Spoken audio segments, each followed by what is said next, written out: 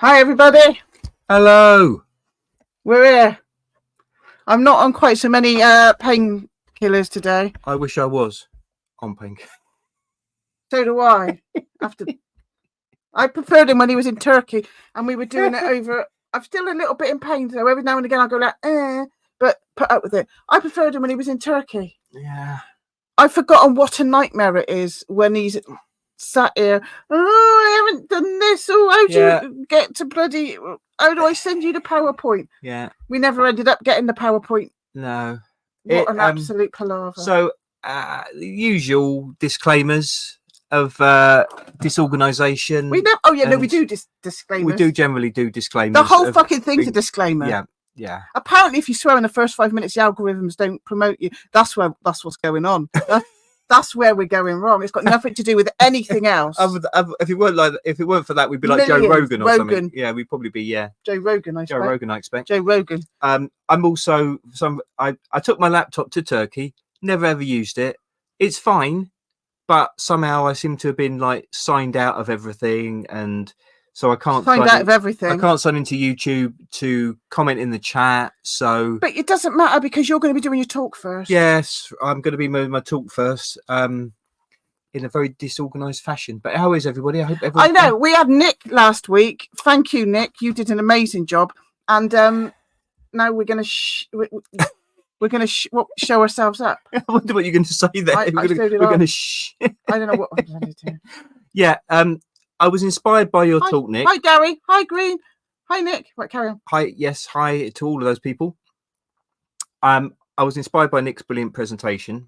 On UFOs to give us shit in Germany in the Second War.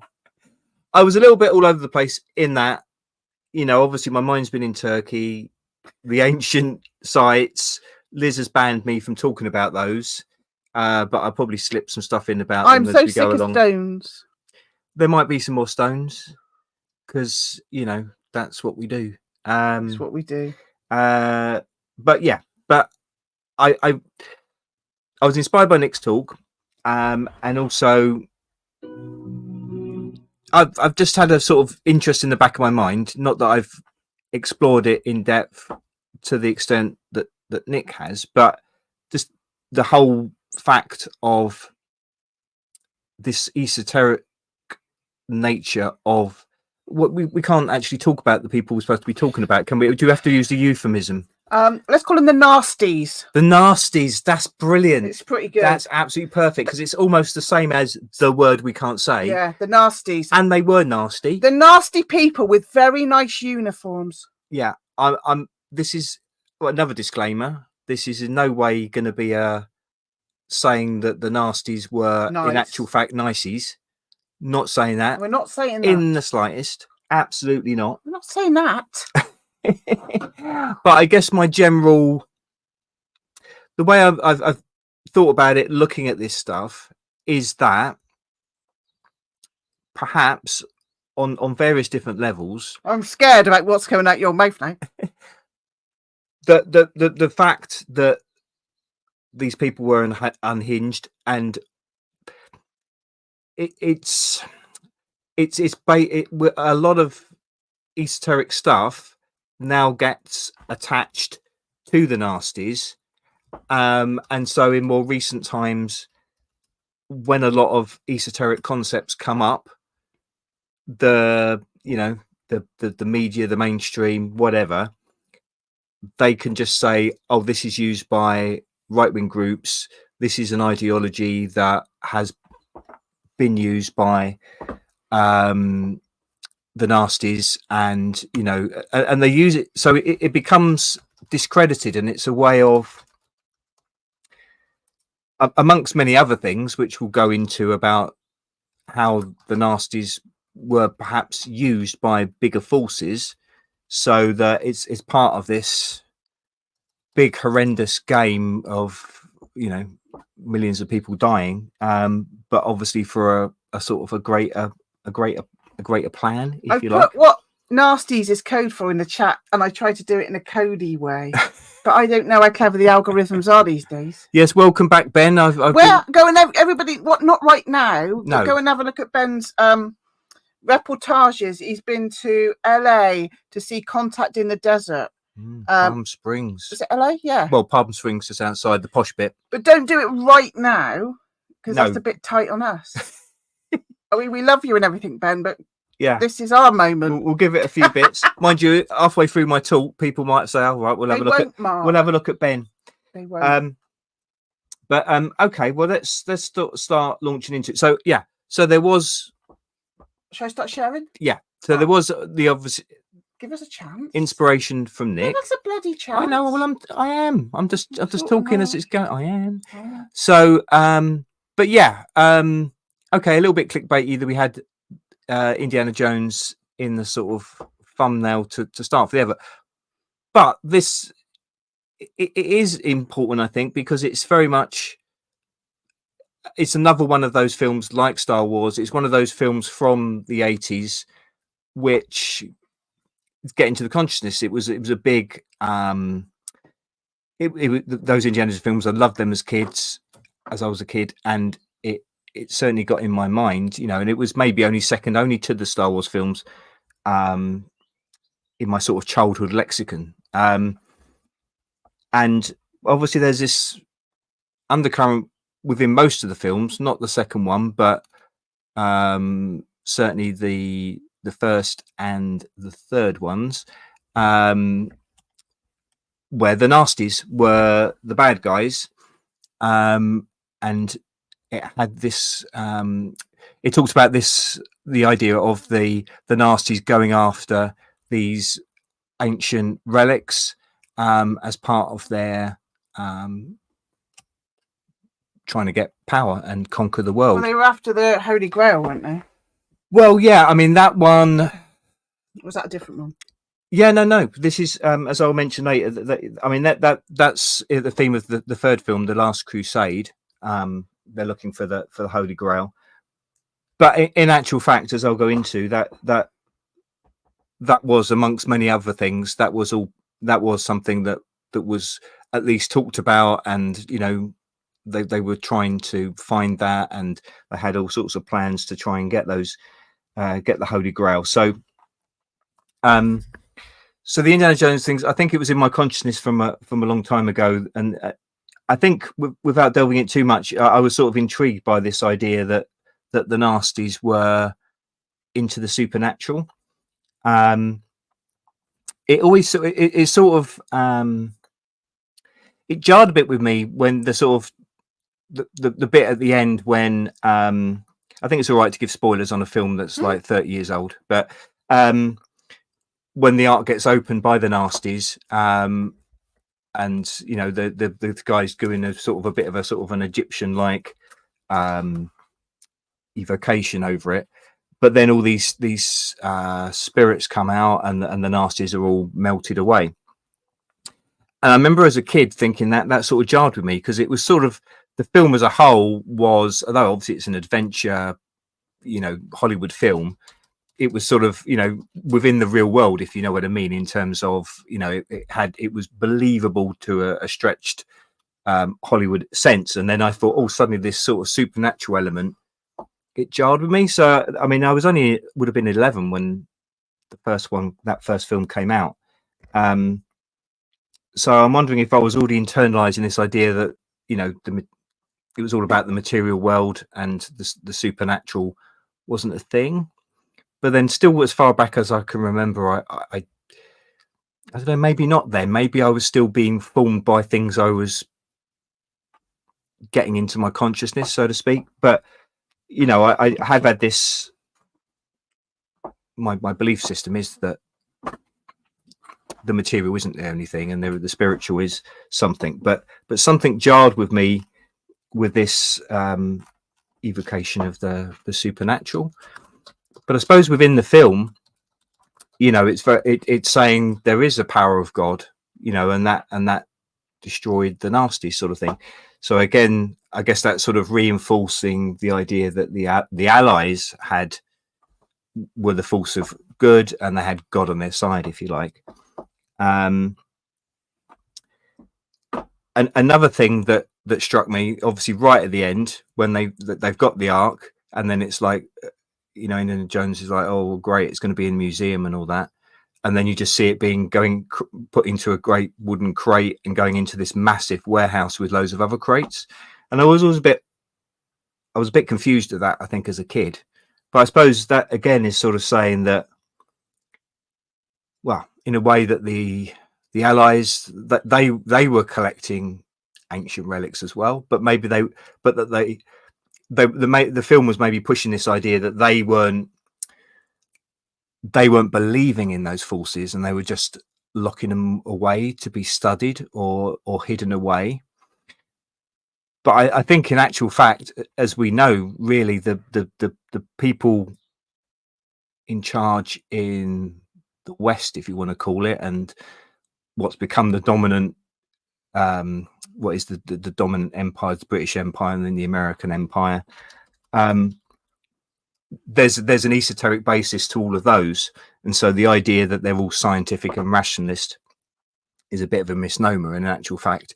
So they're sort of saying as if they're all about science and reason and just coldly analyzing history, but in actual fact, I mean, it makes me think as well. There's that whole thing you talked about before about the how the Americans took the Baghdad batteries away when they invaded Iraq, and so this idea of forces now stealing ancient artifacts and potentially wanting to try and get the secrets within them and tapping into a to some power to try and become powerful and to control others. That's something that is persisting, and it's certainly not something that was just confined to the nasties. It's something that still continues to stay, and I guess that's the point, really, in a way that I think, you know, the nasties were just just all part of the continuum, and it's this idea that they were being. Again, it goes back to 1984, where you've got these. They set up these competing empires, or, you know, different forces. Oh, they're the enemy, they're the good guys, they're our allies. But it's just the idea of a perpetual war. In actual fact, there's people at the top that are controlling all of it. I'll maybe go into a bit more detail later about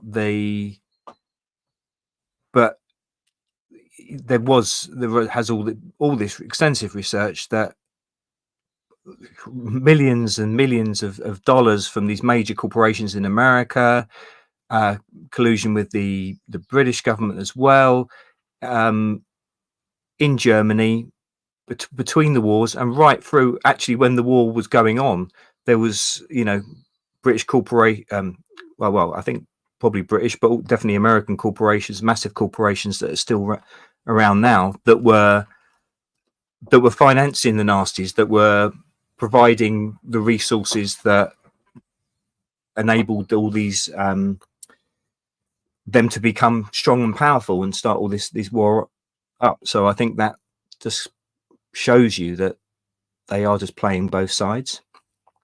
But I mean, just to go back to the Indiana Jones films, you know, the idea first apparently came from George Lucas. So again, like I say, along with Star Wars, you know, so formative on,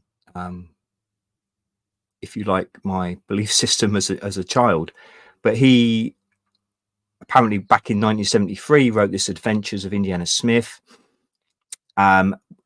The idea, which I do remember it being talked about at the time, was he wanted this modern version of the old movie serials that they had in the 1930s and 40s. So these all action sort of ideas.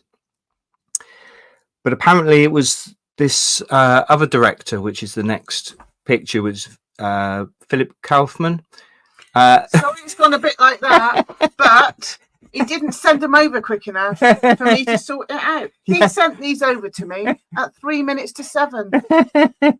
So he actually looks. I don't even care. He actually looks like those nasties in the end of the Raiders Lost Ark when the spirits are coming out of the ark. If you want me to do a good job, you're gonna have to give me more than 3 minutes. Anyway, it's fine.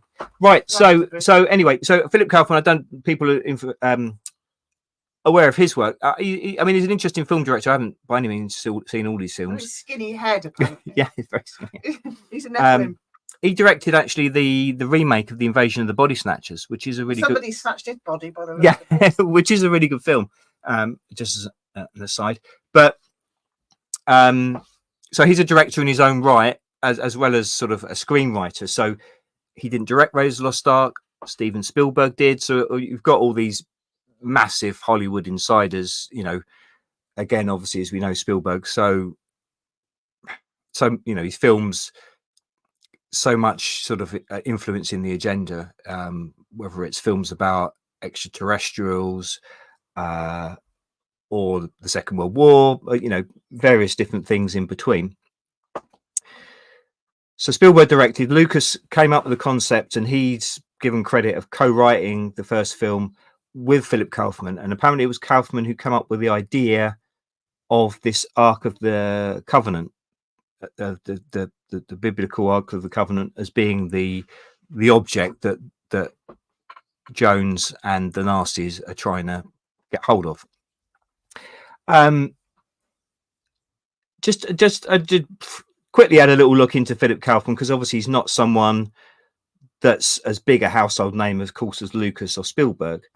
But he's someone who's very much was sort of involved in the counterculture movement from the 60s. He lives now. Well, last time I saw something saying where he lived, it was in San Francisco.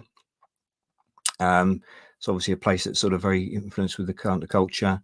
The grandson of German Jewish immigrants, and just a very strange, well, not strange, just a little aside. His son Peter, who's also involved with films, has been involved with some of Kaufman's films, is married to Nancy Pelosi's daughter.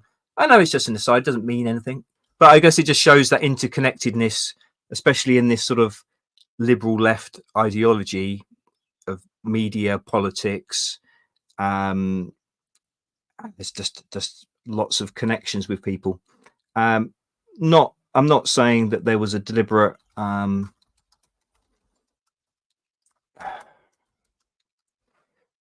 intention behind the films, but I suppose in a way I am. I think, as I say, especially with people like Spielberg involved, I think so much of his films, they have some sort of agenda link.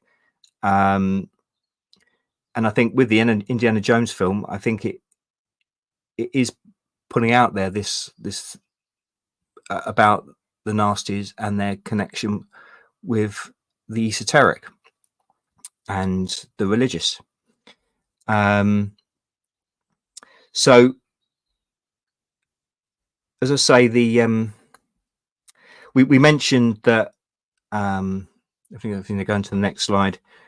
That the third film, The Last Crusade, after the second film, they didn't have the Nasties. It was also as a prequel when it was in India. Again, it had occult themes with this sort of dark cult in India and various of the concepts there. But it went back to the Nasties in The Last Crusade, and obviously it's very much set around Germany as it's going into the Second World War, and you've got sort of scenes around book burning and the Reichstag and all that sort of thing. I think there's actually a bit where Jones actually sort of is accidentally sort of up against. We've got to not say the other guy's name. Which one? No, Charlie Chaplin. Charlie Chaplin. Yeah, Chaplin. And he actually comes face to face with Charlie Chaplin. This is so confusing. Who comes face to face with Charlie Chaplin? Indiana Jones. Yeah. It's not really Charlie Chaplin. No. But again, as mentioned before, there is it's around that film. The third film is around the pursuit of the Holy Grail. So again, it's the idea of the Nasties finding an ancient relic to try and give them power that will enable them to triumph. But I was just, when they finally find this where the Grail is in this hidden place, is guarded by basically someone who looks like a Knights Templar. So obviously we've been mentioning them in recent weeks. What, that bloke that's on the picture? Yeah, this bloke was on the picture. Yeah. So again, you've got this connection with these old order of knights. Now, in terms of Germany, there's another order around Germany in the same time as the Templars, the Teutonic Knights, and there's a lot of reference in these sort of later esoteric groups to, you know, referring to themselves as sort of new Teutonic Knights. And I believe the Charlie Chaplin himself had visions of these Teutonic Knights. So it's again sort of linking. Maybe call him the Charlie Chaplin character, so that people that come in late don't actually think I'm talking about Charlie. It's getting very confusing. It is, but yeah, but again, that's something. There's no such thing as censorship, though, Mark. No. But I mean, just that in itself is interesting, that we still now. I mean, we obviously know all about YouTube and what happens with the censorship, but just that idea that you can't say a word. Yeah, because it's ridiculous. Because obviously you can be doing a whole thing saying how absolutely awful these people were and how it's despicable and no one should follow them. But just Ben got a whole video banned because it was called the J word. Yeah, and it wasn't saying anything negative about the J word. Yeah, in fact, it was defending them. Yeah. So that is the madness. But again, as we know, they keep on even now still doing films connected with the Second World War, with the nasties. You can only win a bloody Oscar if you're in a J word film. There is that. Or a H word. There is that. So yeah, the connection to, you know, again from what we were saying before about these legends of the Holy Grail, the Knights Templar. So if we go on to the next slide. So part of my inspiration from your talk, Nick, was when you mentioned the Morning of the Magicians. Now, I know I've read it in detail, but I haven't. I've you know, tried to pick out the bits, particularly to talking about the nasties. I've got a slightly different, a newer edition, I guess. So, you bought this in Glastonbury when we were with Nick. Yeah. So I think there is, again, that's something that sort of drew me to talk about this, because we were in Glastonbury with Nick and our friends Pete and Tony, and we were in the fantastic Courtyard Books in Glastonbury. And as usual, I was browsing and seeing what caught my eye and spending too much money on books. So although I was in the shop with Nick, I sort of picked up these books, not when I was standing with him, bought this and some other books, and then we were in the good old George and Pilgrim opposite in the pub having a drink afterwards, and it's like, what did you buy? And then I was, I've got this one. I'm not sure, don't know much about it, Morning of the Magicians. And Nick was yeah, you know, had that and been researching it for years. Yeah. So, and then when Nick mentioned it again in the talk last week, I just, again, so, I mean, this book, so Louis Pauwels and Jacques Bergier, so it came out in 1960, I think. And it's a controversial book because I think, as Nick mentioned, and Nick will know a lot more than me, so we're going to have to get him back to go into more detail to fill in the gaps that I'm going to leave here. But you know, a lot have just said, it's not. A lot of critics have said, well, it's not based in fact so much of what they say, and the authors, in their own preface, say the book is intended to challenge readers' viewpoints on historic events, whether they believe the explanations or not, but with the goal to give readers the opportunity to test their level of cognitive dissonance and critical thinking skills. Although the book presents a collection of raw material for speculation of the most outlandish order, they talk about just it's important to instigate original thought. That's what really matters. See, that's quite interesting, because a lot of what when they're talking about the nasties, that's code, Neil. When we say nasties, it's code for angry people in World War II with very nice uniforms. I'm just getting. Yeah. I know we've got to do that. We've got to keep updating. Charlie Chaplin isn't Charlie Chaplin. He's somebody that resembles Charlie Chaplin. Yeah. It's all very confusing. And of course, Charlie Chaplin did act as the other bloke in The Great Dictator. But anyway, no, we don't want to confuse things even more. So when they're talking in this book about the nasties, they're often making the point where they believed in certain theories and just gave everything to these certain theories that were approved, and it didn't matter about what evidence there might be for anything else. They were obsessively going to follow this particular ideology that's set in place. So I guess that's where a lot of people would criticize the esoteric, because they'll say, well, it's following a belief system and it's rejecting anything that comes outside of it. So I guess, again, the same criticism could be laid against the book, where if it's throwing out stuff which it doesn't necessarily say is true, and then it's saying, but just want to inspire people to think outside the box. But if they're believing things which are not true, then can that lead, in the worst case scenario, to the kind of thing that the nasties did?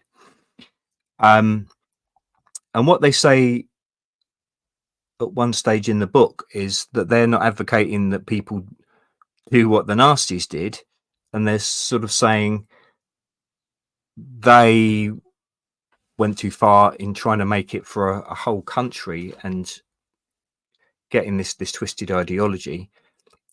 But they're trying to open things up for, I think they describe it as a small band of amateurs who are wearing masks and are so basically what they're saying is maybe just a few people trying to explore these esoteric ideas. Have a drink. You're coming across as if you I don't know. Coming across as what? Sorry, I thought you sounded thirsty to me. Oh, yeah. So, but I mean, Powers and Bergier, they were influenced by Charles Fult's ideas, and they I think they did research a lot, and they've got quotes, and they've also mentioned things about the esoteric nasties, which is in other sources as well. So I think the fundamental basis for what they're talking about is there. I don't think to whatever degree you may believe in, there's definitely a mainstream research that says the nasties were fascinated and obsessed by a lot of esoteric ideas. And this book, In the Morning of the Magicians, did itself become quite a notable book during the counterculture in the 60s and 70s. And it has since inspired a lot of people in different esoteric groups, now up into our own time.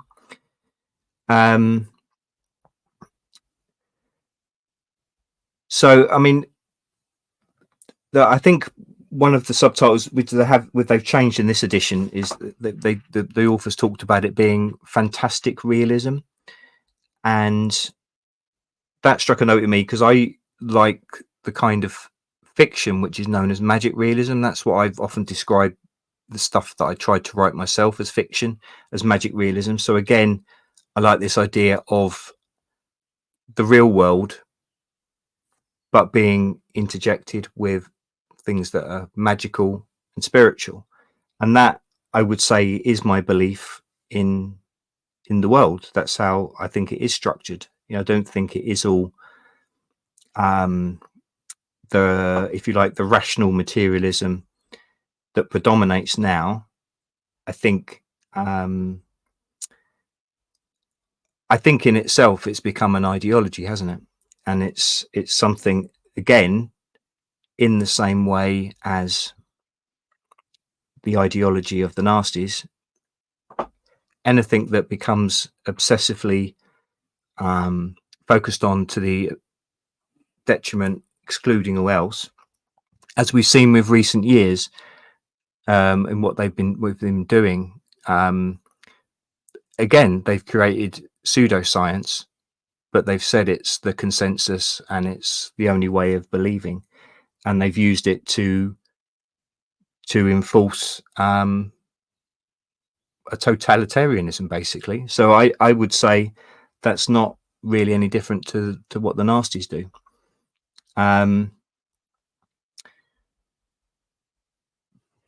But again, I'm wondering if it's part of the grand plan that they wanted this association, the powers that are right at the top, they wanted this association of the nasties with things that are esoteric, so that could then discredit the idea of anything that was magical and maybe supernatural. That's a good point. Yeah. So going to the next slide. So one of the big theories that the nasties promoted was this hollow earth theory. This idea that the earth's hollow, and there's different theories within that. Different people came up with different, if you like, theologies or philosophies of what would constitute a hollow earth, but these did become influential in groups that were powerful within the nasties. I mean, of course, there's, well, I know, I remember you mentioning it, there are still now a lot of people in the alternative movement, shall we say, that believe in a hollow earth. Yeah, wasn't it Colonel Bird or something that was going to do an exhibition? What's the word? Exhibition? No. Oh, when you travel there. Oh, so expedition. Yeah. Right. I might have made that up, but I thought there was going to be some expedition to the centre of the earth. Right. And I think somebody called Colonel Bird or something rings a bell. I don't know. There was someone called Bender, which is an unfortunate name, but he was someone that was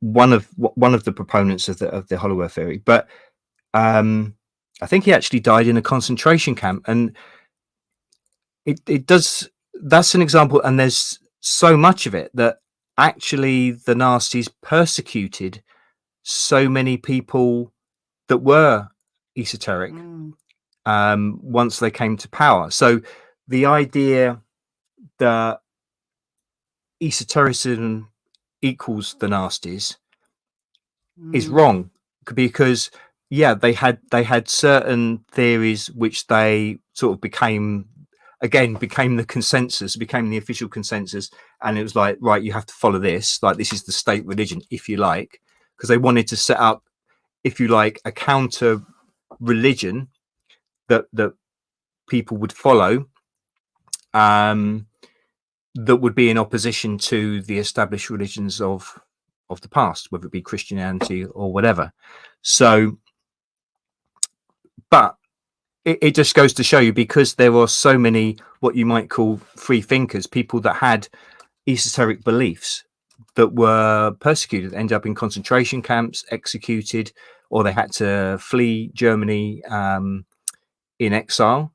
So you've got a sort of thing where, as I sort of mentioned a bit later, famous scientists like Einstein, that were German, had to flee the country when the Nazis became in power. Obviously, someone like Einstein was Jewish, but also there were persecution of people that followed esoteric beliefs, esoteric religion. So, and things like astrology, which they were very much into. I mean, I talked about this on my talk about Ian Fleming, and around the sort of the James Bond and real life spies and the esoteric connections with them. And I talked within that about Rudolf Hess, who was very much into esoterica, and mention him a bit later, involved in societies there. But supposedly or allegedly, there were, and Aleister Crowley was supposed to have been involved on some level. There was, they manipulated these belief in things like astrology to, well, possibly influence Hess doing his flight over to Britain and getting arrested. But I remember while I was researching that, there were persecutions of a lot of astrologers within the regime in Germany during the Second World War. So it certainly wasn't that they were for the esoteric. They were very much against it. If basically, I think it showed that it's they weren't really into esoterica. They were just into power, like so much, as I said before. Whereas there's secret societies that have maybe got some of this ancient knowledge of different things, but it becomes abused by people that just want to use it for power. But it shows that people that were coming up with their own beliefs, if you like, the Germans in power in the Second World War didn't want that, whether it was esoteric or, following the wrong kind of beliefs or whatever. But yeah, I mean, the Hollow Earth theory as well, of course, there's so much connections with traditional beliefs, ancient religious texts about underworld, an underworld as a place of the spirits of the dead, or where there was a supernatural race, perhaps an original race that will one day emerge. And this was very much what the Nasties were looking towards, that this idea that there was, because so much of theirs was obviously the idea of the master race, but they had they believed that there was going to be this maybe like a mutation of the human race, or there was a more advanced civilizational race that would come in, and that they were going to be granted this power by this superior race. And one of the theories was that they were within the Hollow Earth. But yeah, I mean, for my Turkey trip, just got to get a little bit. But yeah, I was in the underground city there in Koyu, and all these cave dwelling that they've been doing for thousands of years in Cappadocia. But even around here, there's caves are and underground, whether it's from ancient times up to the underground bases now. There seems to be something about being within the earth that a lot of people associate with a mystical importance, but maybe that's also connected with this idea that it's a place of sanctuary and safety from stuff that's up above. But as I say, there was the Hollow Earth theory, that there's a few people that came up with different theories at different time preceding the Nasties. But it's quite interesting that a lot of this idea of Hollow Earth comes from this book by, I think the next slide, Edward George Earl Lytton Bulwer Lytton. Oh, him. Yeah. Who was an English writer and politician. Yeah, he was Secretary of State for the Colonies from June 1858 to 59. He was involved with a lot of stuff around Greece and was offered the crown of Greece in 1862, but declined it. He apparently coined famous phrases like "pursuit of the almighty dollar," "the pen is mightier than the sword," "dweller on the threshold," "the great unwashed," and the opening phrase, "it was a dark and stormy night." One for Trump at the moment, I think. But he amongst all his, he wrote a number of books, but amongst them, he wrote this book. I think I've got it on the next slide, which is. Do you want me to move on? Yeah. Vril, The Power of the Coming Race. So. We've got that. DJ's talking about that. Oh, right. Yeah. The Coming Race. Tony Blair's middle name is Lytton. Yeah. Interesting. Thank you. Yeah. Is it now? Very interesting. So, but, you know, it's quite interesting the influence on this German School of Massage. West End Hospital and School of Massage. So what this is from? Dirty bastard. So when this came out in 1871, so obviously this is, you know, decades before the Nasties. But yeah, it got a lot of popularity. So this poster there was some bazaar and fete that was held at the Royal Albert Hall, a fundraising event, but it was done in, you know, all connected with this book and with this idea of Vril. So I mean, but it's a novel, but it's become not just for the Nasties, but also in sort of for the Madame Blavatsky and the Theosophists.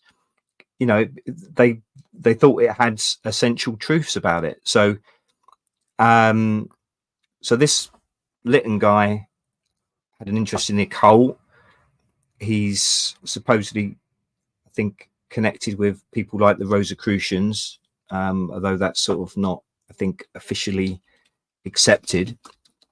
But again, he's someone who was prominent at the time in politics and very much a mainstream person. But he also produced these works of fiction. But then somehow these have got shaped an ideology which, it influenced the Nasties, but also has then come on to influence, as I say, Theosophists and other sort of esoteric groups. So it is interesting how, well, one of his phrases that is often used, the pen is mightier than the sword, and that just shows in a way how you can things like this work of fiction, like that idea of fantastical realism, but where you can write something in fiction, but then it can shape ideas that affect reality. A bit like the media. Absolutely, which is works of fiction. Yeah. So the original book is a story of a subterranean race waiting to reclaim the surface of the earth. Oh. So an early science fiction theme. Sorry. I mean, you've got, you know, things like later on, Journey to the Center of Earth, Doctor Who. Yeah, there's been stories of an alien race. Loads of it. Yeah, it is such a common theme. So yeah, it may have had an inspiration to nasty, almost said it. Bloody mysticism. Also interesting. Vril is Bovril, good old Bovril. Shut up. Partly took the name that the Vril no is. Way. But yeah, it had this big event in the apparently. So yeah, as I say, it's influenced people like Blavatsky, Rudolf Steiner, who at least said there was some occult truth by it. And there is claims, although they're denied by many people, that there was a Vril society in Berlin in the 30s. So in the book, this explorer, like you say, mentioned before about someone going on an expedition. So he goes to this sort of center of the earth. There's a city which is reminiscent of ancient Egyptian architecture. He discovers these beings who call themselves Vril-Ya, great telepathic and other parapsychological abilities. and this idea of vril is an all-permeating fluid, a latent source of energy that the spiritually elevated hosts are able to master through training of their will to a degree that depends on their hereditary constitution. Oh, so I guess maybe DNA. that, well, yeah, and of course you go to the nasties and they've all these ideas of a master race where there's bloodlines, if you like, there's hereditary that determines who can be powerful and who can have this esoteric knowledge. So this idea that it's confined to bloodlines. Yeah. So this vril is supposed to have the ability to heal, change, and destroy beings and things. So interesting. Just to say as an aside, when later on H.G. Wells produced The Time Machine, so that would have been about 20 odd years later, The Guardian, it was still going then in 1895. I won't read it in Ben's impersonation of a Guardian voice, but in 1895 they wrote, "The influence of the author of The Coming Race is still powerful, and no year passes without the appearance of stories which describe the manners and customs of peoples in imaginary worlds, sometimes in the stars above, sometimes in the heart of unknown continents in Australia or at the pole, and sometimes below the waters under the earth. The latest effort in this class of fiction is The Time Machine by H.G. Wells." And again, talked about H.G. Wells in. We got in there the Morlocks, TJ. Yeah. So people. Very much following ideas. See, our chat, they know more than me. I'm just sparking off ideas. Yeah.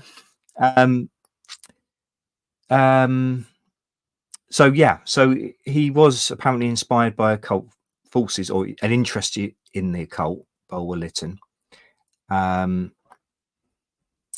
I was interested in these ideas of magnetism and later spiritualism. And I think he wrote something, an earlier novel called Zanoni, which has got a Rosicrucian philosophy behind it, if you like. But interestingly, I'm just going to remove our picture because I'm going to have a walk about because my back's hurting. Okay. And people don't need to see that. Fair enough. But you keep talking. Okay, I'll keep rabbiting.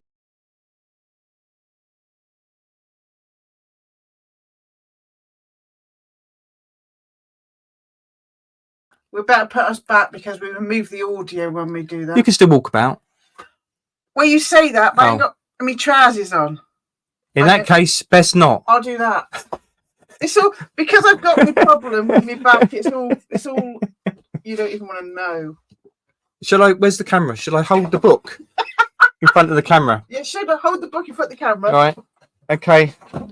Talk about. Get out the way, I can't. I'm trying. Oh Christ! I'll be back. Oh blimey! Right, put your trousers on. Blimey. Right. So anyway, so in a letter to his friend John Forster, Bulwer Lytton explained his motives for writing the book and for this concept of vril. And he said, "I did not mean vril for mesmerism, but for electricity, developed into uses as yet only dimly guessed, and including whatever they may be genuine in mesmerism, which I hold to be a mere branch current of the one great fluid pervading all nature. I am by no means, however, wedded to vril, if you can suggest anything else to carry out this meaning, namely, that the coming race, though akin to us, has nevertheless acquired by hereditary transmission, etc., certain distinctions which make it a different species and contains powers which we could not attain to through a slow growth of time, so that this race would not amalgamate with but destroy us. Now, as some bodies are charged with electricity like the torpedo or electric eel and never can communicate that power to other bodies, so I suppose the existence of a race charged with that electricity and having acquired the art to concentrate and direct it in a word, to be conductors of its lightnings. If you can suggest any other idea of carrying out that idea of a destroying race, I should be glad. Probably even the notion of vril might be more cleared from mysticism or mesmerism by being simply defined to be electricity and conducted by those staves or rods, omitting all about mesmeric passes, etc. So I thought that was really interesting, because so he was writing in 1870, well, the 1870s, I guess, around that time, saying vril, he was conceptualizing it like electricity, but saying electricity could be capable of things that we don't know yet. And of course it has. Electricity has now been used for so much, 150 years after he wrote that. Trousers on. There's a relief to us every that's so I'm what going to put holding the book oh yeah, I forgot I was still holding the book up. So what are you doing?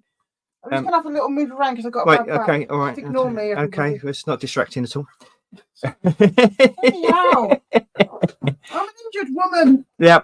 Anyway, so that's interesting. So basically, he was saying vril was like electricity, and then and obviously electricity is well, you can go to the other ideas which I think are fascinating for a separate talk about the electric universe, which makes a lot of sense to me, that electricity is the governing force in the universe, if you like.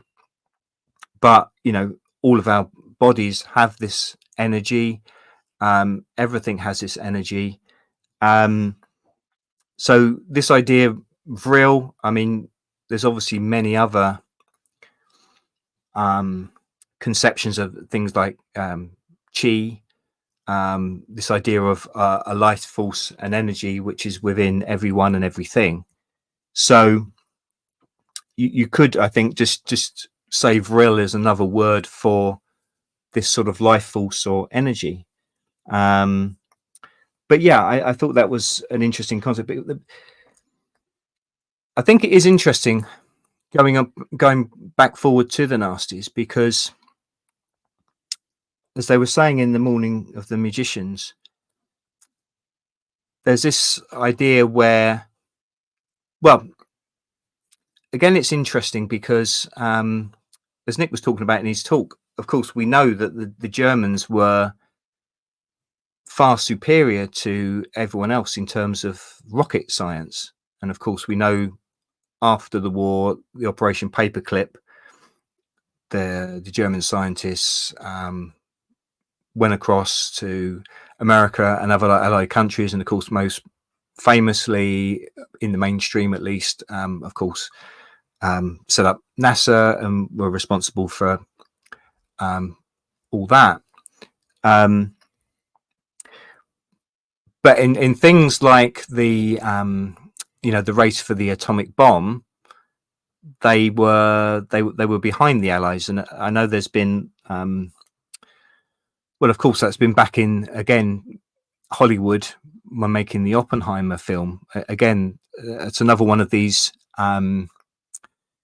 Hollywood bringing the war, bringing at least tangentially the idea of the nasties back into the consciousness, but as them being the opposition to scientific rationalism. And of course, Oppenheimer's presented in the film as being being left-leaning, should we say, and they're being sort of a bit persecuted after the war by the American authorities for having communist sympathies.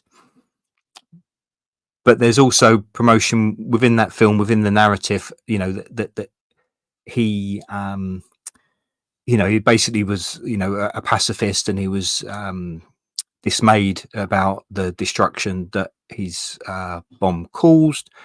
But then you've got things like I know that it's been talked about. I know Jason Burns has talked about it. I'm sure many others. But Oppenheimer, Liz will be able to interject probably with some information about that. But he was involved at Bohemian Grove. Yeah. Well, that's where he allegedly came up with the concept. Right. So you've got esoteric, that you've got a place where the incredibly rich and powerful in America do these strange and possibly nefarious, let's hope that they don't, but at the very least they're evoking, again, very much nasty, like these sort of different rituals and evoking magic. So that just shows, and obviously that's still in existence now, where it's of importance to the ruling classes today in America. But obviously it was then in the Second World War as well, because Oppenheimer was there, and as was said, that he came up with the idea there. So it's linked with esotericism. And then there's all the, where Oppenheimer is it Shiva, the "I am the destroyer of worlds"? Yeah. That quote from the Bhagavad Gita, I think it is. Apologies to anyone if I've got the wrong text. But again, in the film, that phrase was used, and I remember it actually caused a bit of controversy because well, he did actually say that, Oppenheimer. No, actually say that. No, I know he did, but I'm saying, well, so again, there's, if you like, a link to with the scientific. And what's outside CERN? Yeah, it's a good old Shiva again. And what have we got in our window? Looking over us. Yeah.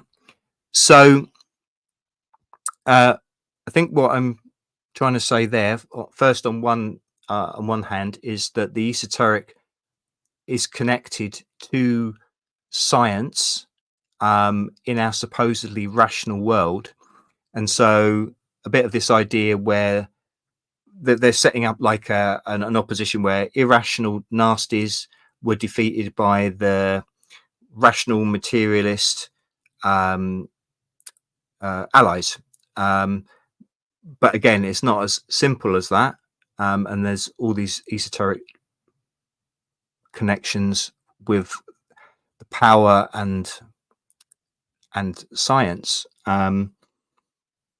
on the allied level, if you like, and into today. There's a passage in The Morning of the Magicians, and they were saying, so if you want to move on, you can just move it on. Do you need to move it on yet or not? No. Yeah, all right, move it on. I'm not quite sure what's the next one. Oh yeah, we'll get to that in a sec. Yeah, we'll go back there. So what's it saying?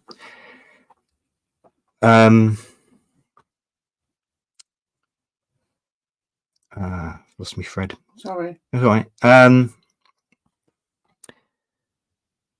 There's a phrase in a passage in The Morning of the Magicians where it was sort of saying, for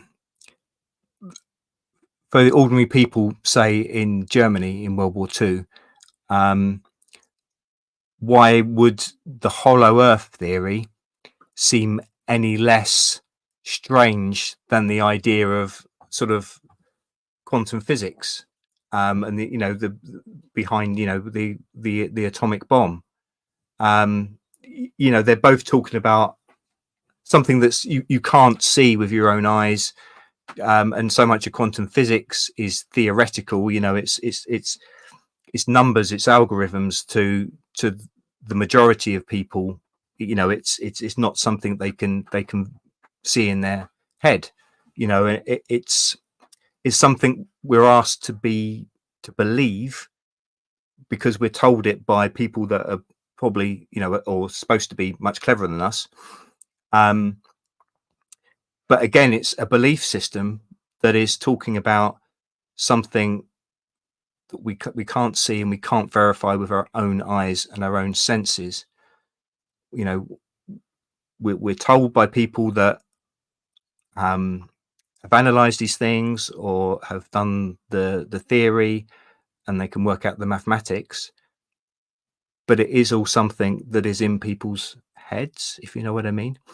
I'm not denying that quantum physics is a thing, but I'm just saying they were sort of pointing out that these are all kinds of belief systems and so much of science, and we know, I mean, go back to again when I talked about John Dee, and so these connections with, you know, back then hundreds of years ago with John Dee, when he was one of the greatest scientists of his day, but at the same time completely within that he was totally in this esoteric world and looking at ancient knowledge, looking at astrology, scrying, spirits. So to him there was no division between science and the esoteric. They were one and the same. There were different methods maybe for trying to reach similar goals, to open up and explain and hopefully control reality, but they were different kinds of belief. I think that's quite an interesting one. So yeah, this idea of the hollow earth and Vril is something that was has remained very influential, and it influenced so many other people, whether it's philosophers, the esoteric, and creative people. When the theosophist William Scott Elliott described life in Atlantis in the story of Atlantis and the Lost Lemuria, he mentioned Atlantean aircraft propelled by Vril force. His books are still published by the Theosophical Society. Scott Elliott's description of Atlantean aircraft has been identified as an early inspiration for authors who have related the Vril force to UFOs after World War II. So back to Nick's researcher. Yeah, is Vril 0 point? What they call 0 point energy, right? Maybe that's what Vril is. I think I've just come up with something.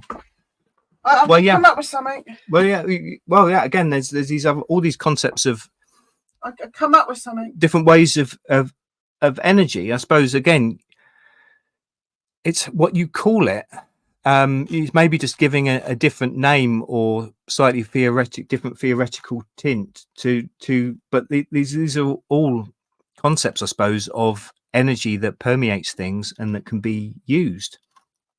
And if you like, you know, whether you're talking about it in terms of the nuclear, or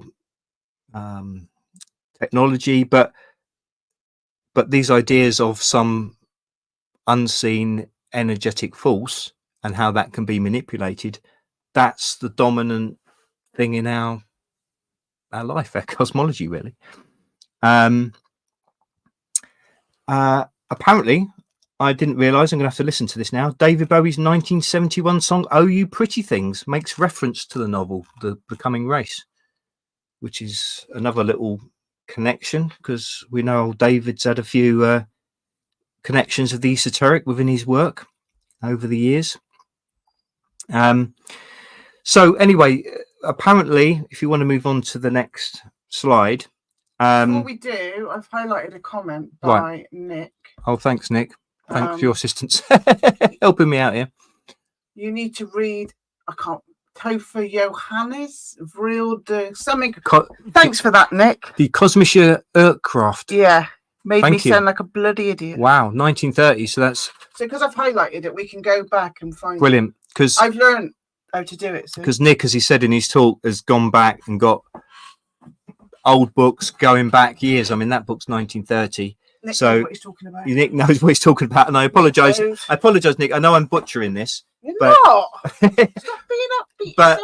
But anyway, it's an idea again of opening up these ideas for further exploration. Really, I suppose you can never cover everything in these talks anyway, even if you are more fully researched than me. But I think you mentioned this chap in your talk, Nick, Willie Lay. So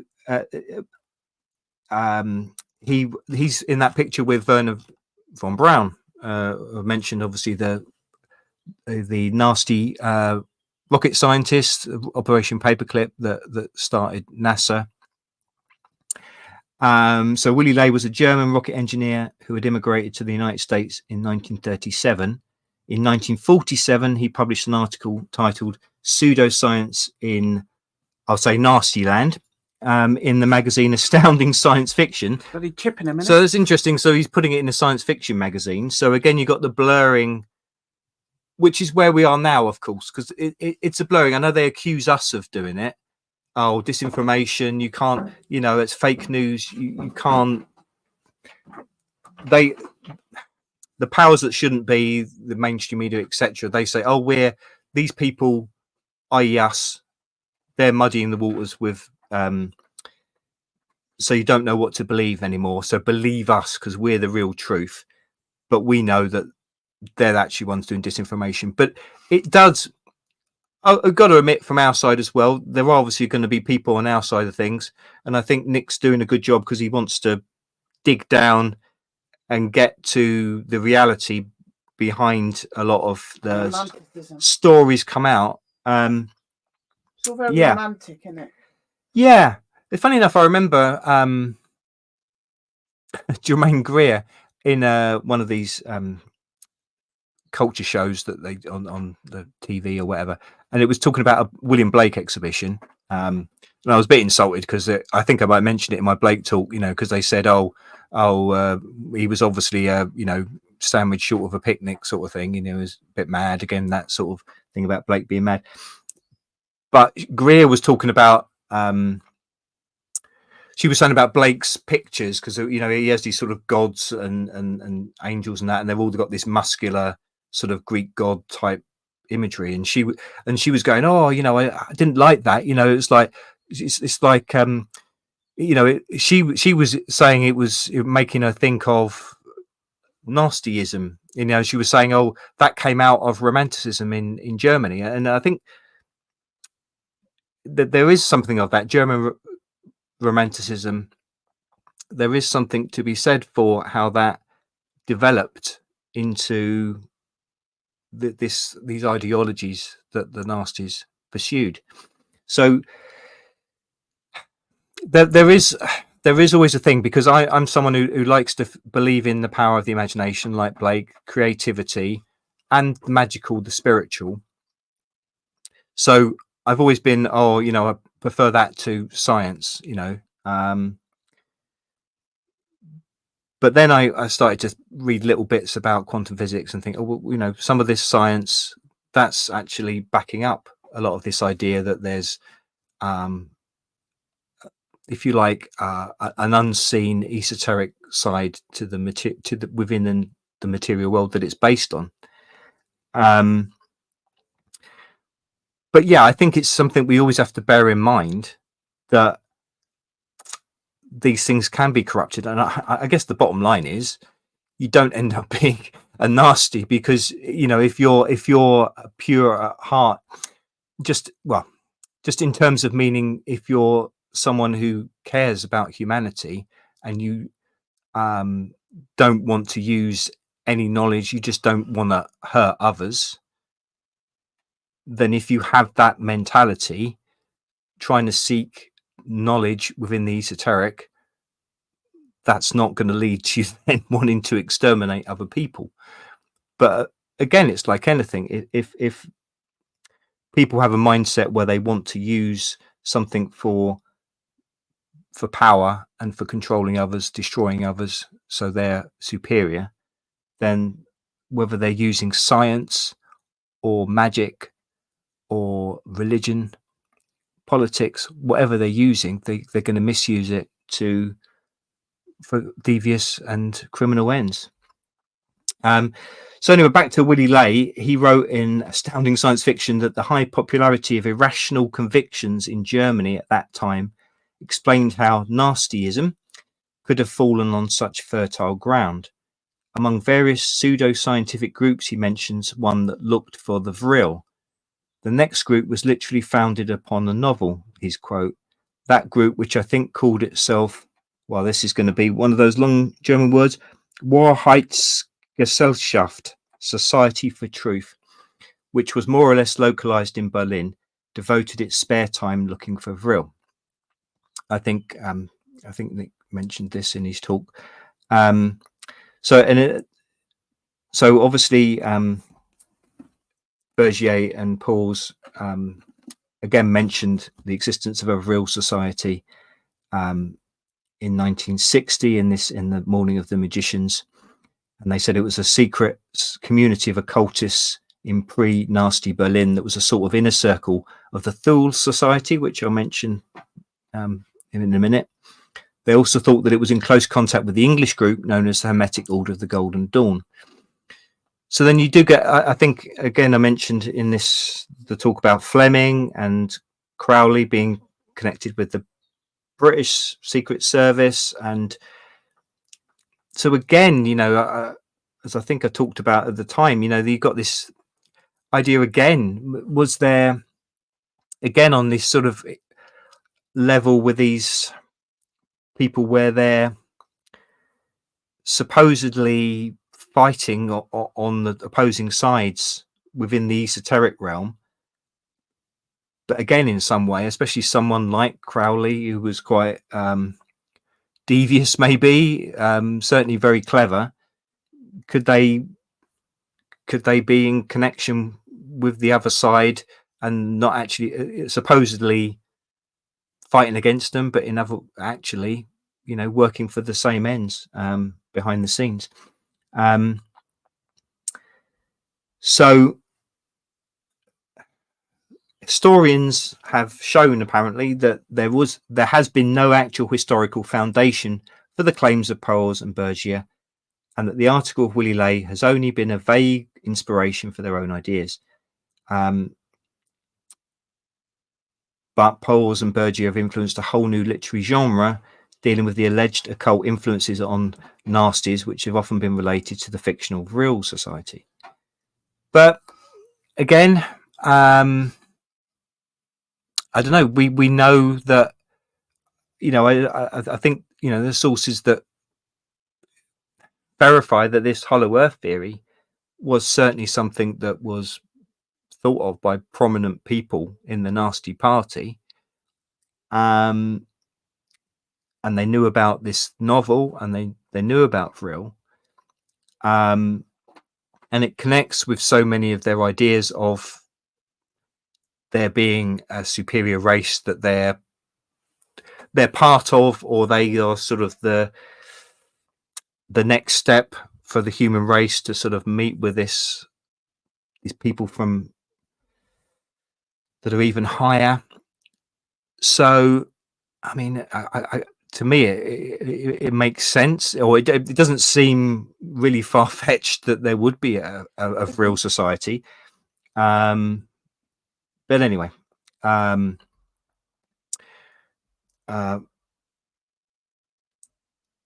I think these concepts are definitely were important in that era. So, sorry, just to move on a little bit. I mean, just to mention again, as we were mentioning, we've got von Braun up there in the picture, and again, of course, not connected to the nasties, but I mentioned Crowley and obviously Jack Parsons.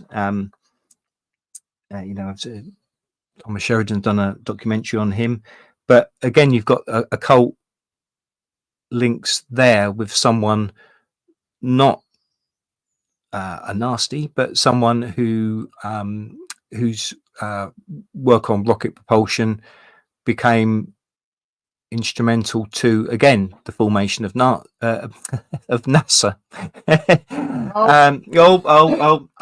You got NASA and nasty, but again, the esoteric, it's like, I think, was it a quote by was it Freeman Fly? It's like, you may not believe in esoteric or magic, I can't remember the exact words he used, But they do. but certainly the people in power do, 100%. So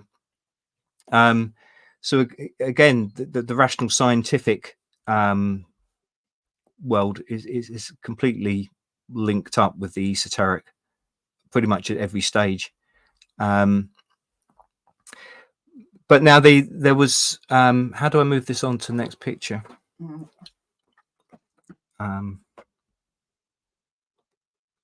Oh, So yes, that's beards. what happens to him if I leave him too long. Well, you said you wanted me to have a big curly I've changed my moustache. mind. Oh, okay. So that's this guy Horbiger. Again, Nick will know all about him.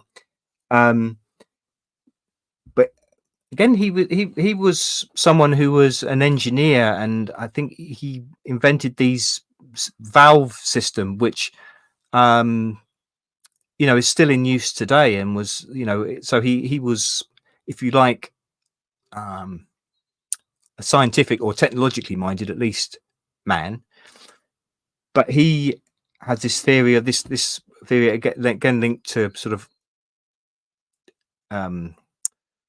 old text or old legends, but this idea of that the universe was made up of ice and fire, and the stars, the firmament, Milky Way, it was all ice, and that there was this a theory of different cycles of history, and that obviously coincides with a number of other ancient beliefs, including like the yugas of Hinduism. But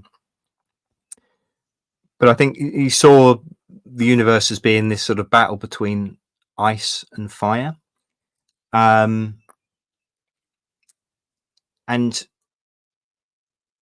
again, this is of this was like an adopted as an official theory of how the universe was. Although obviously it's a bit clashing, if you like, with the hollow earth theory, but apparently, again, I don't know if it's in the Morning of the Magician, so it might not be true. But Horbiger, like the Charlie Chaplin character, used to say that not to bother about coherence. Coherence was a deadly vice. The only thing that mattered was to set things in motion. Crime is movement. A crime against the intelligence is a good deed. So this idea of being anti-reason, if you like, he learned about his cycles in a vision. So it's another, I think, sorry, what's the next slide? I think that's just a little picture of this idea of that all what we see out in space is all ice. I'm sorry, I probably not got enough detail on his theory of ice and fire, but what's his name? Horbiger. But again, it's this idea of there's that they settled on a theory which was going to become like a state religion, and then it didn't matter about whether it's coherent, even if it was coherent in terms of other beliefs or that were supposed to be believed in. It was just like this is how things are, and you've got to accept it. But I think we can all see things like that happening now. You know, it's like this is the way. This is our conception. This is science has proven that Science is settled. Yeah, science is settled. It's this way, and it doesn't matter if other scientists have come up with perfectly reasoned and data and everything else that this is the wrong way, or this is disproven or at least challenged. No. If you're like a heretic if you don't believe the accepted theory. But I think within the ice and fire, there was definitely a sort of idea of this thing of cycles, and like we've talked before, I was talking with the alchemy idea and the idea of cataclysms. I think it talks in terms of, you know, it's all tied up with this idea of a chosen race, but the idea that there must be fire, there must be destruction before the new order can become a reality. And so intrinsic within all these concepts, of course, it's justification for the right of the nasties to exterminate others, to invade other countries. We know that our people do it as well, but that was their justification. So the Charlie Chaplin character, it's been talked about in More Than the Magicians. A number of people have spoken of, he's a bit of a strange, funny looking guy, not what you would call a prime example of the master race. And this idea, he comes from a poor family, the idea of being a unsuccessful artist. This identified with him but obviously she's far more talented, but not enough. In some ways. But what was there about him? Or was it something esoteric? Was he born into it?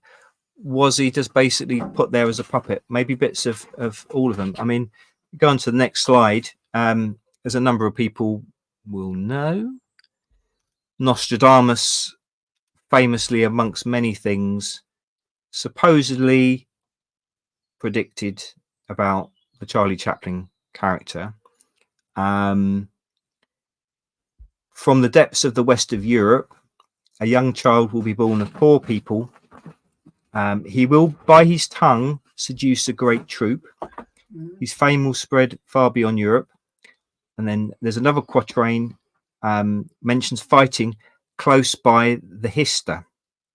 So I think a lot of people have said, "Oh, Hister is pretty damn close to the Charlie Chaplin character's name." But a more mundane mention, but still could be relevant.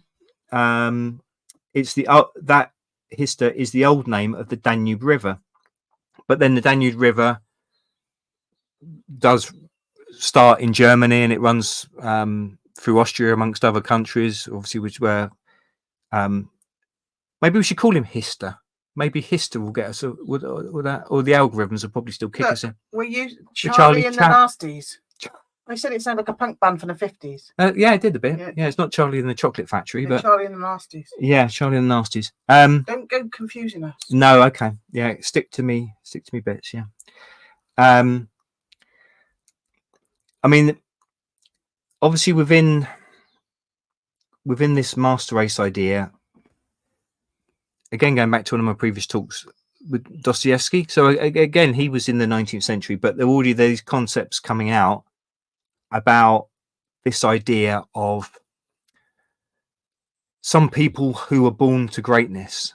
And I think, Raskolnikov, the character in Crime and Punishment by Dostoevsky, talks about Napoleon, who's often, but I know he's not the same, but a lot of people tend to put him in the same category as the Charlie Chaplin character, as someone, sort of dictator trying to conquer Europe and that sort of thing.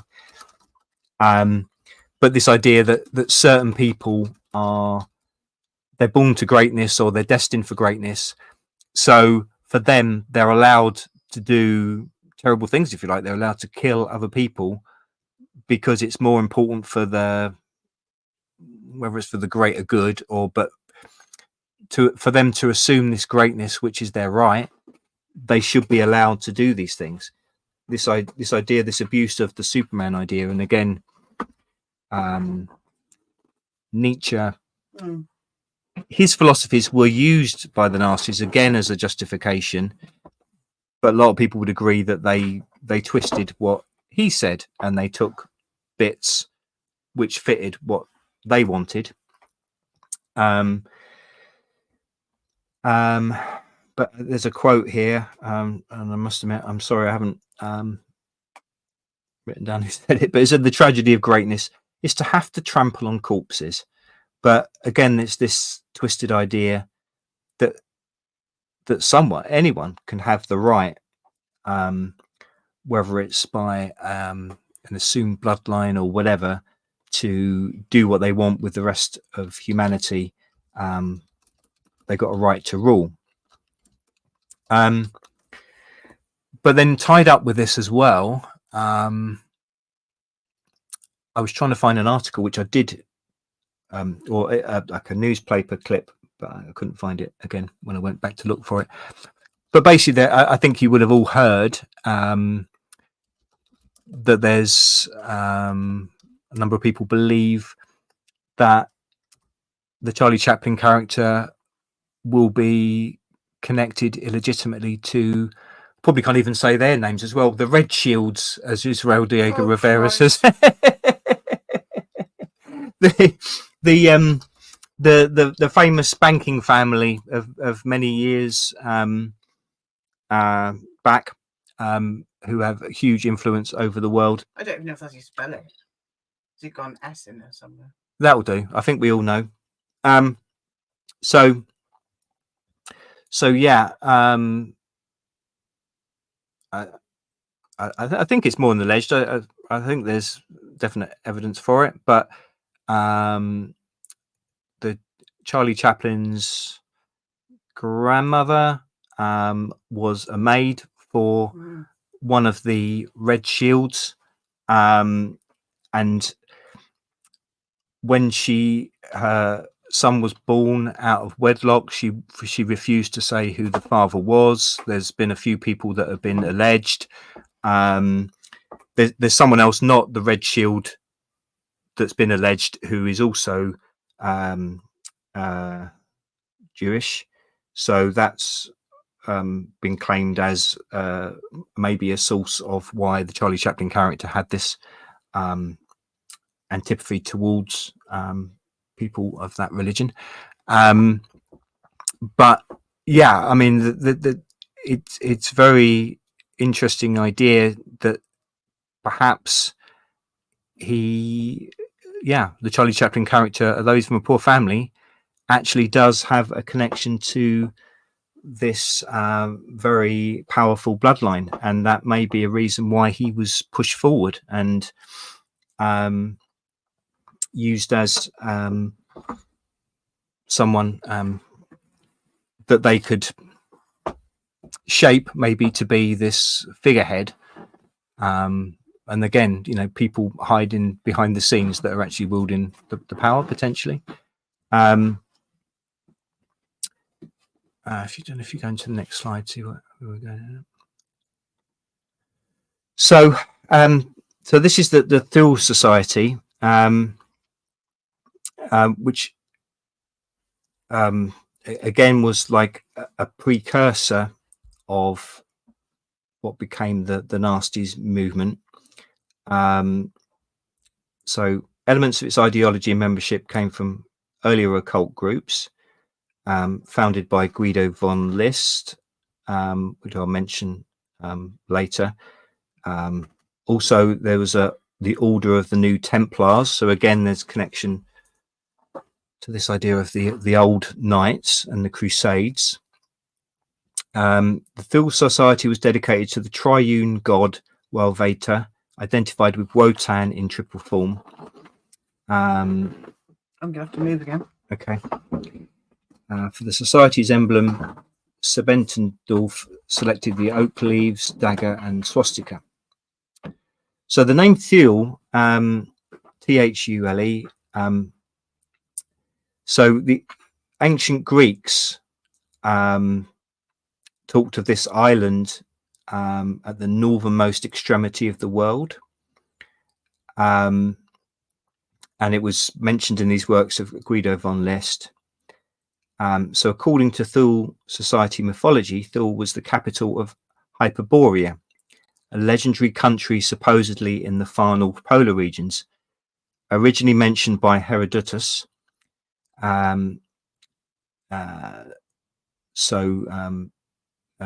Citing Egyptian sources.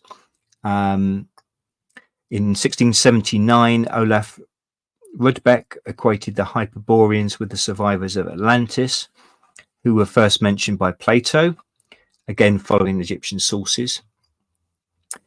Friedrich Nietzsche, mentioned just a moment ago, began his work, the Antichrist, in 1895 with "Let us see ourselves for what we are Hyperboreans." So there's this idea, again, that there's the Germanic people, as the Thule Society used it, were descended from, connected to this ancient superior race, similar to Atlantis, one of these ancient lost civilizations.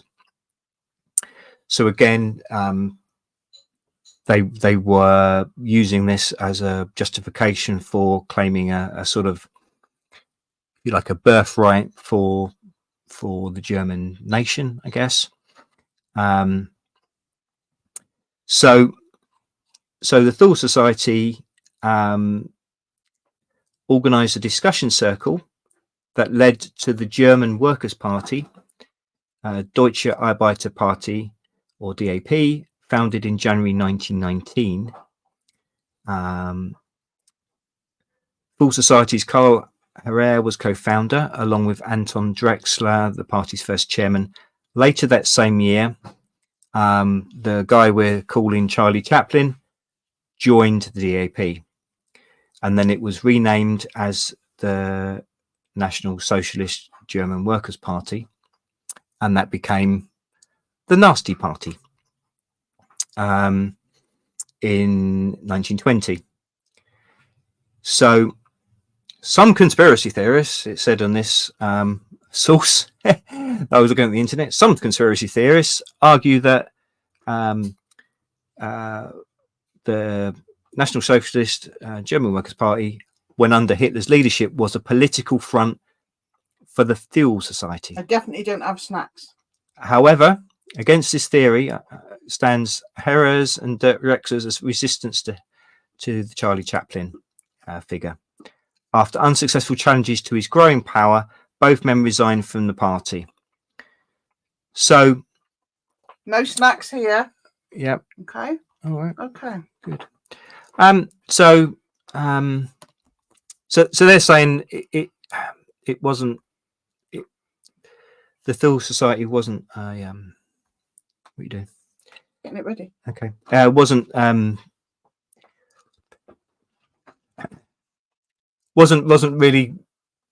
the guiding force, I guess, is what they're saying.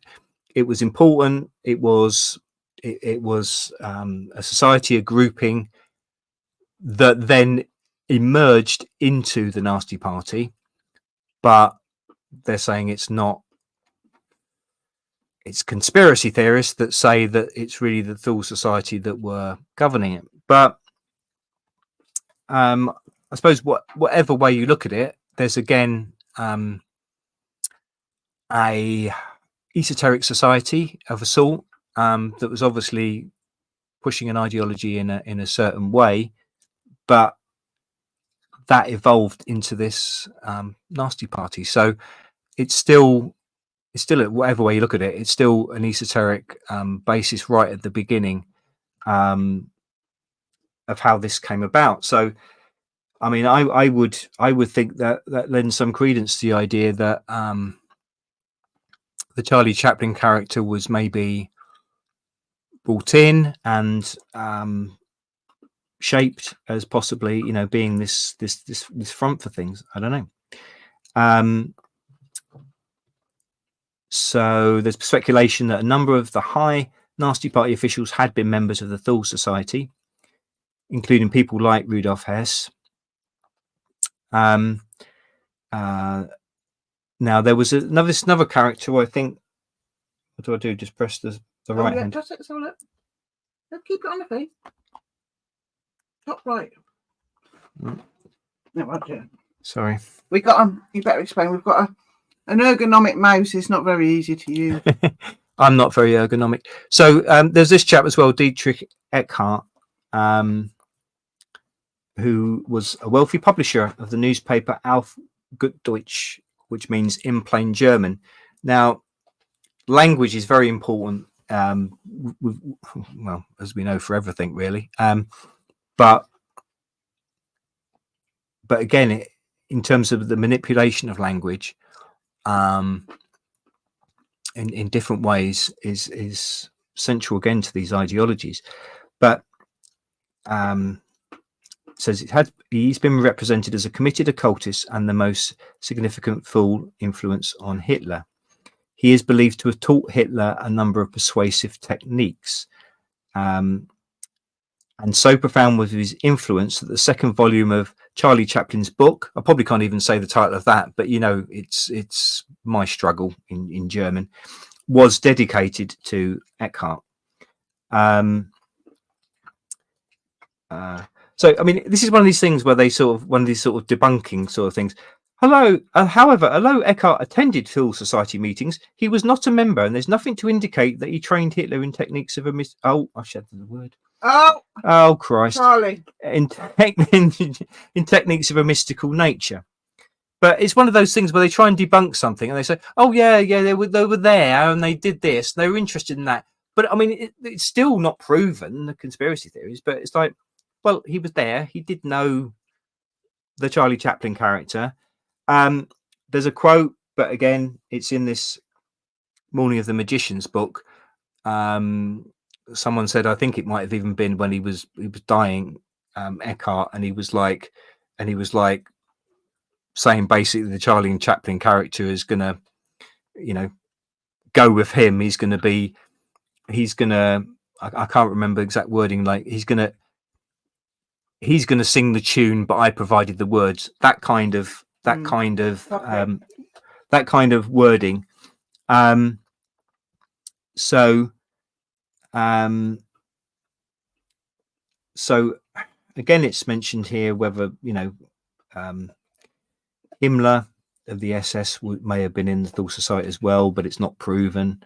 But we know he certainly had very esoteric interests.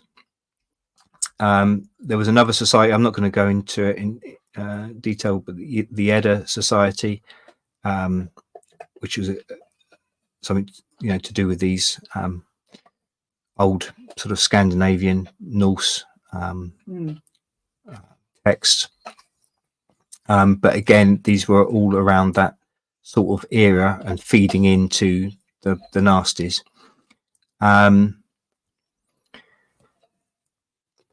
But there have been a lot of these, or some of these esoteric systems have gone on later on after the war. I'll sort of talk a bit more in a moment, but so the Charlie Chaplin character talked apparently about this sort of hierarchy in this new world that was going to be created, and said, over and above all these there will reign a new and exalted nobility of whom I cannot speak, but of all these plans the ordinary militant members will know nothing. We still can't bloody speak of them. Well, yeah, but there are reports of the Charlie Chaplin character having visions and breaking out in sweats and being deeply disturbed by these visions of sort of powers, or it's people writing that knew him talking about as if he was possessed. So that made me think again. I mean, obviously on one level you've got I know Liz talk about the jinn and this idea of possession from other entities. So I mean, this idea that there is some sort of superior race, and obviously this feeds into a lot of the sort of UFO concepts that a lot of people have, that there's that these are superior races, and at the some time some people, I know not all, that there will be the race will the aliens will come down at some time, and they're trying to help us out, and they'll help enlighten us. these are different, maybe different formulations of similar theories. But on the one hand, obviously, just the pure rationalists will say, well, the Charlie Chaplin character was mad. You know, he was delusional. He was whatever. He was having, you know, fits. You know, that can all be explained by his madness. He was having these. But was it something entity driven that sort of whether that was also promoted, put there by people, humans that had that power, esoteric power to sort of Could have been conjure spirits. But yeah, there's that as well, because just on a material level, if you like, again, he might have been manipulated, and again, he was a sort of like this nondescript guy, whether he had some bloodline connection or not.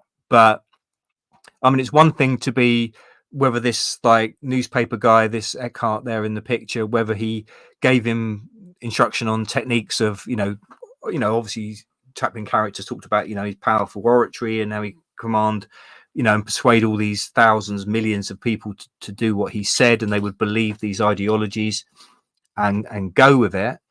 But was there something else? Yeah, was he mind controlled? Was he being used by bigger forces, if that not necessarily supernatural or anything else, but just the people in power on this earth in a very material sense, who wanted to control him? Again, he was a fool guy that they could use to, you know, get their end, to get this Germany in this mindset, and then create the conflict again, which they need to move on their agenda. So yeah, just another one of these society. I think it might be, if you move on again. So on an Anunnaki society for that's nice. That's not that one we just skipped. That was my fault, because obviously it bloody was your fault. It was my fault. I ain't getting the bloody blame for that. Again, we've got the versions of or similar to swastika, if we're even allowed to say that, I don't know. But the Anunnaki, I'm going to mispronounce it, Society for Study of Ancestral Heritages.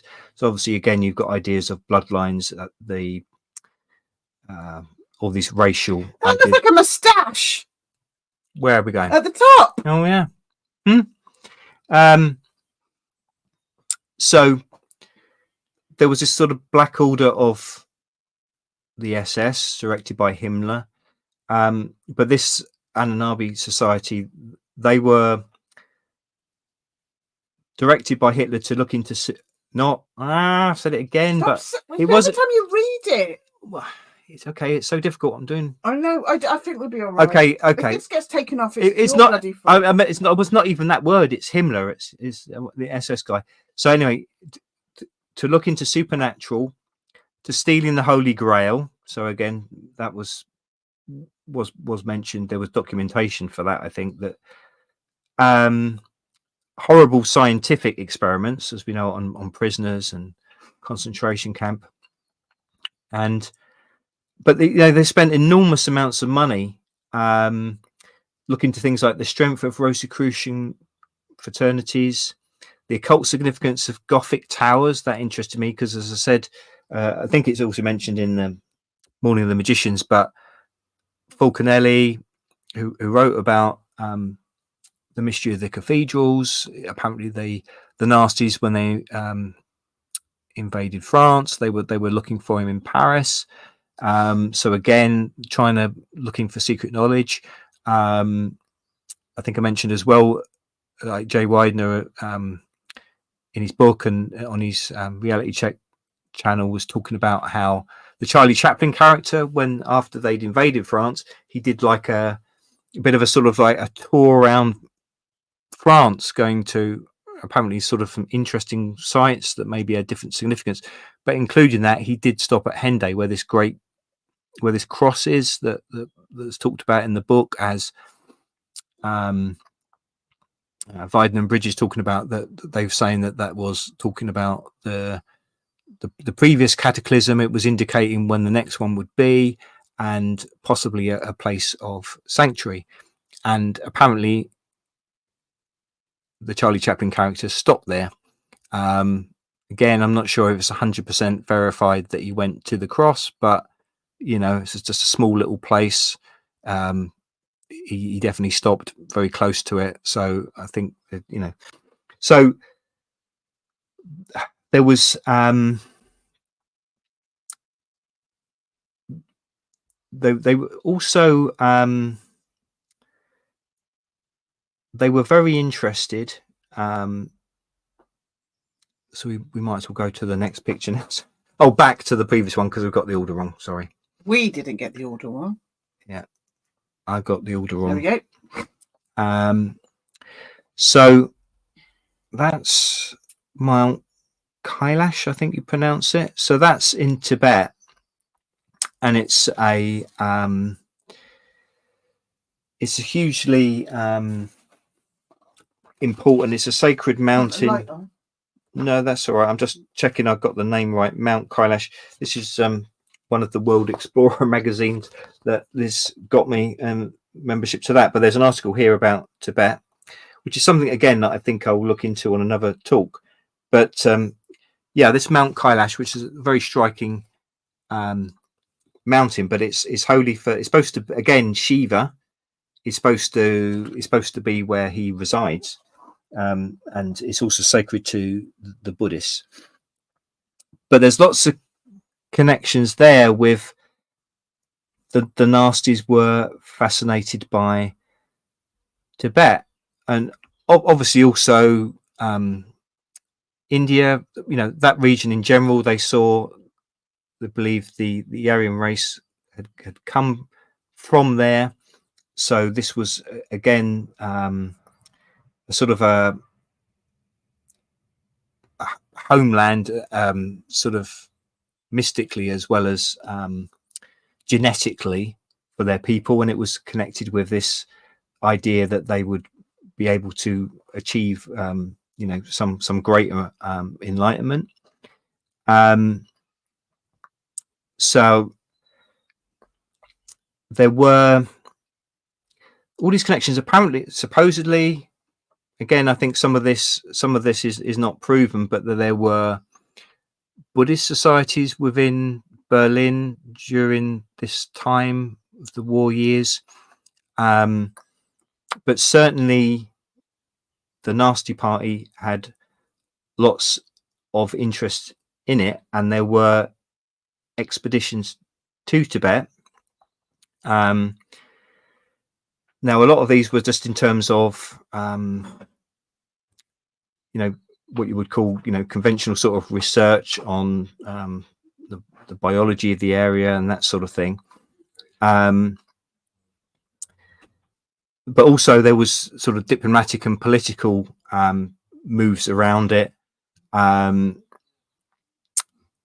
So I think there was someone in the Tibetan military at that time who was pro-Japanese.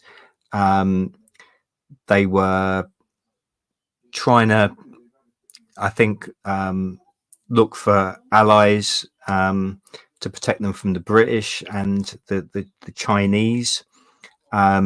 So there were all these sort of what you would say conventional reasons why there were all these negotiations between Germany and Tibet around this time. But then there's also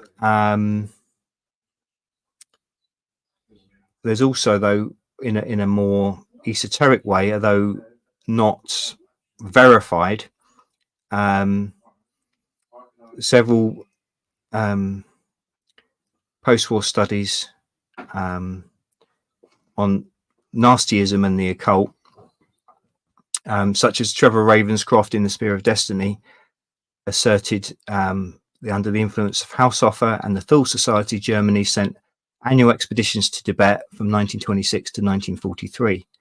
Their mission was first to find and then to maintain contact with the Aryan forefathers in Shambhala and Agati. So these are, if you like, mystical,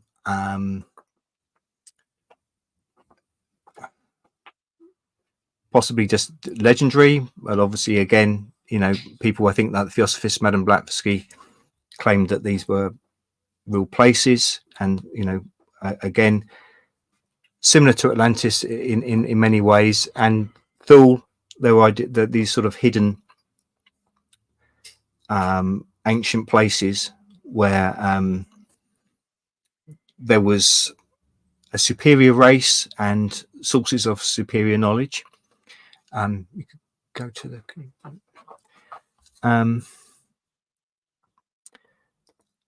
so that is just obviously an artistic representation of Shambhala. So I think Shambhala been corrupted. So when people talk about Shangri-La, that's another form of talking about Shambhala. So so these sort of mystical places, Shambhala, Agati, hidden subterranean cities. So again, this idea of being underground beneath the Himalayas, where adepts were guardians of secret occult powers, especially Vril. Go back to that. And the mission sought their aid in harnessing those powers for creating an Aryan master race. According to these accounts, Shambhala refused any assistance, but Agati agreed. Subsequently, from 1929, groups of Tibetans purportedly came to Germany and started lodges known as the Society of Green Men. Oh. No way. In connection with the Green Dragon Society in Japan, through the intermediary of Haushofer, they supposedly helped the nasty calls with their occult powers. Himmler was attracted to these groups of Tibetan Agati adepts, and purportedly from their influence established the Anunnaki, that organization I talked about earlier, in 1935. Of course, that is not accepted by the general consensus. But anyway, this is again other legends around and the cult aspect, but they certainly had this interest in Tibet, and that interest, again, the J. Widener Bridges book, that the alchemy book that I've been going through, that talks about one of I think it's Merville, someone who wrote about Falconelli's Mystery of the Cathedrals later on, and he thought that in the preface to the Mystery of Cathedrals, it talks about this alchemist statue at the Notre Dame de Paris, and talks about how it's something about how it's pointing towards the Sphinx in Egypt. There's a bit of a convoluted way where it's talking about a line, and it's supposing, again, following this idea of that there's going to be, or there was centuries ago, a cataclysm, and there may be one in the future. And it talks again, this guy Merville was speculating that the place of refuge during the cataclysm was Tibet, and it was connected again to this idea of Shambhala. So there's more connections again with previous talks. But if we go on to the next slide, so yeah, now just we've got the Euros football tournament coming up, starting this week coming. Lucky. Yeah, Liz is looking forward to it particularly. SS. Oh, that's it. You got it. So yeah, so this was so there's sort of story in the mainstream press in April, I think it came out. But anyway, so this was like the Germany football kit, and so saying people have been banned from buying the number 44 kits because they it well it was claimed. Room, sorry, Nick says it's a victory room. Right, yeah. So an Adidas spokesman denied that the kit's resemblance to the Nazi SS rune, said the word again, was intentional. It's banned football fans from buying the German football kits customized with the number 44 after media raised their resemblance to the symbol used by the World War II era Nazis, the SS units. We will block personalization of the jerseys, an Adidas spokesman said. And they go, we're a company committed to opposing xenophobia and anti-Semitism. But it was interesting that just this recently, the Euros are taking place in Germany, but again, just anything, and again, this is sort of like these are connected with runes, or people are saying this because obviously the SS took, as Nick said, their symbol from the victory rune. So it's again now they keep harkening back, and it's sort of linking it to this esoteric idea and saying that's connected to the nasties. But again, they sort of use it for promoting the agenda of the time. Because I noticed just more recently, just a few days ago, there was a story in the mainstream press because they're apparently in Germany.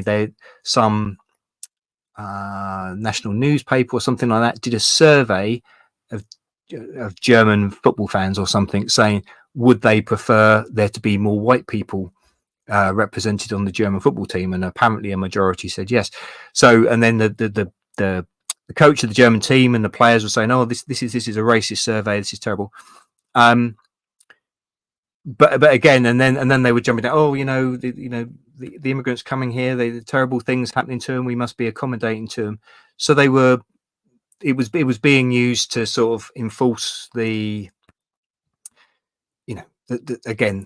consensus position on why they're doing this sort of mass immigration, which I know many of us may agree that is being pushed to an exceptional degree as part of the agenda. But again, I just thought it was interesting to put in there that it's still coming up now around the nasties, but connected with the esoteric, because again, this, as Nick pointed out, this is related to runes, and this is again very a notable esoteric system that was used by the nasties, but again, it wasn't as clear cut as is being made out. Now, I as has been mentioned, I am interested in runes, although I haven't yet gone into it in too much depth. It's something that I still want to. But we talked about the importance of language. Obviously, runes in one form is a form of language, but obviously there is so much more to it.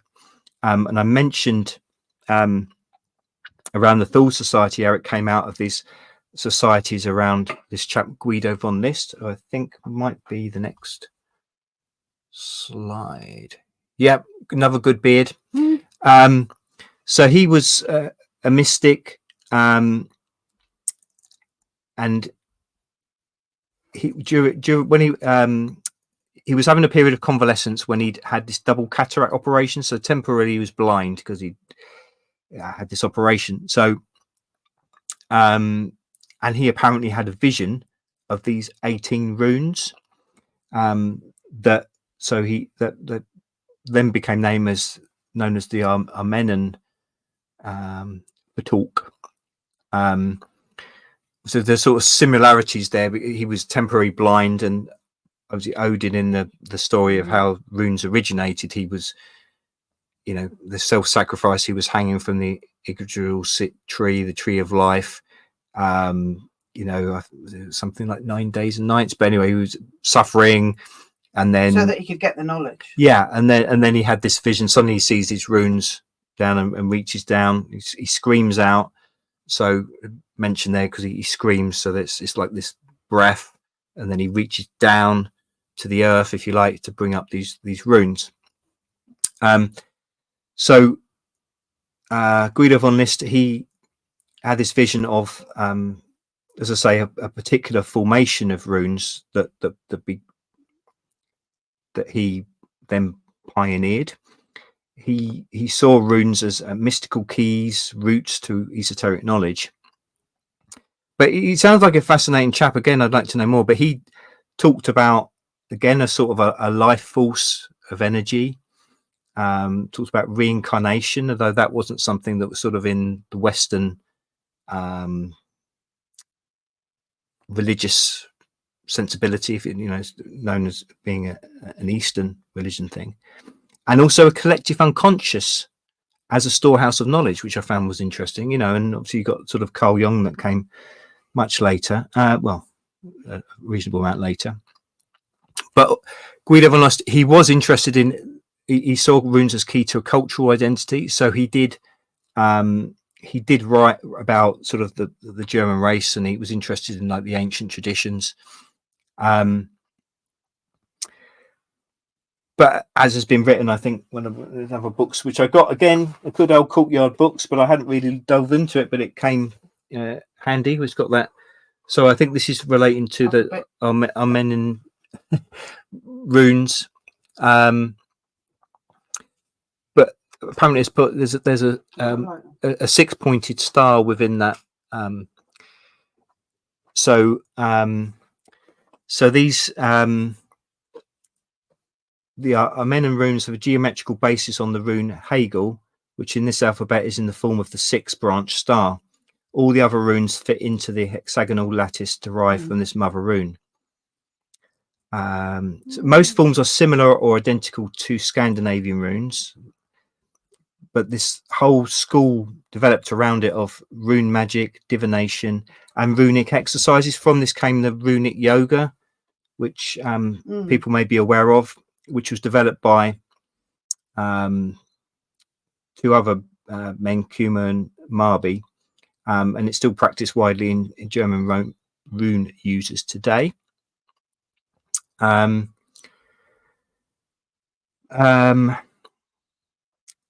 it said List would inspire this order of New Templars and the Thule Society. So, but yeah, he did have ideas of this, that he did feel that the German race or the Germanic peoples had something special about them, shall we say. But, as has been mentioned in the book, it's a similar, in some ways, also like with Nietzsche, the nasties took and maybe twisted it or used bits for their own purposes. But since then, it's now become, it's sort of almost become a frowned upon thing that, he was a nasty himself, like, and what the runes that he came up with and the philosophy around it has then become connected in the sort of mainstream mindset, if you like, to discredit it. So it's now seen in a way, in that sort of stubble shirts, it's become, again, it's a sort of, in some people's mind, runes, it's something, it's harkening back to this ancient ideas of a Germanic people, and then that must then feed into Nazism. So you're into that, then you must be connected to Nazism. And that, some websites are looking at, made a point of all some, far right groups, neo-Nazi groups. A lot of them have tattoos with, these sort of runic emblems on it. And so again, it's put into a mindset for a number of people that they're intrinsically racist or nasty, but it's obviously not. But that's obviously, again, pigeonholing. And again, like I mentioned before about the nasties choosing the esoterica that they wanted to promote, but excluding the rest. But they didn't actually use this Armenian runes that List came up with, they used a combination of Germanic runes, and then they had their own rune master, Willigut, who apparently came up with his own version. But basically, they didn't even use the runes that this guy. I think if we go into the next one, it's just got some of the runes on there. So, is there another slide? Hold on. Don't worry if not. Don't think there is. Oh, don't worry. That's fine. But yeah, so but it sounds, a lot of his philosophy sounds quite fascinating. But again, you don't have to buy into all of it, because I think in later books he did get into this sort of ideology of an Aryan race. I don't think, though, was necessarily advocating extermination of anyone else, but he did see people as special. Some people would say, oh, well, that's just a sort of a nationalism. You want to see your place as being special. But I guess it depends, again, if where you take it, really. Now,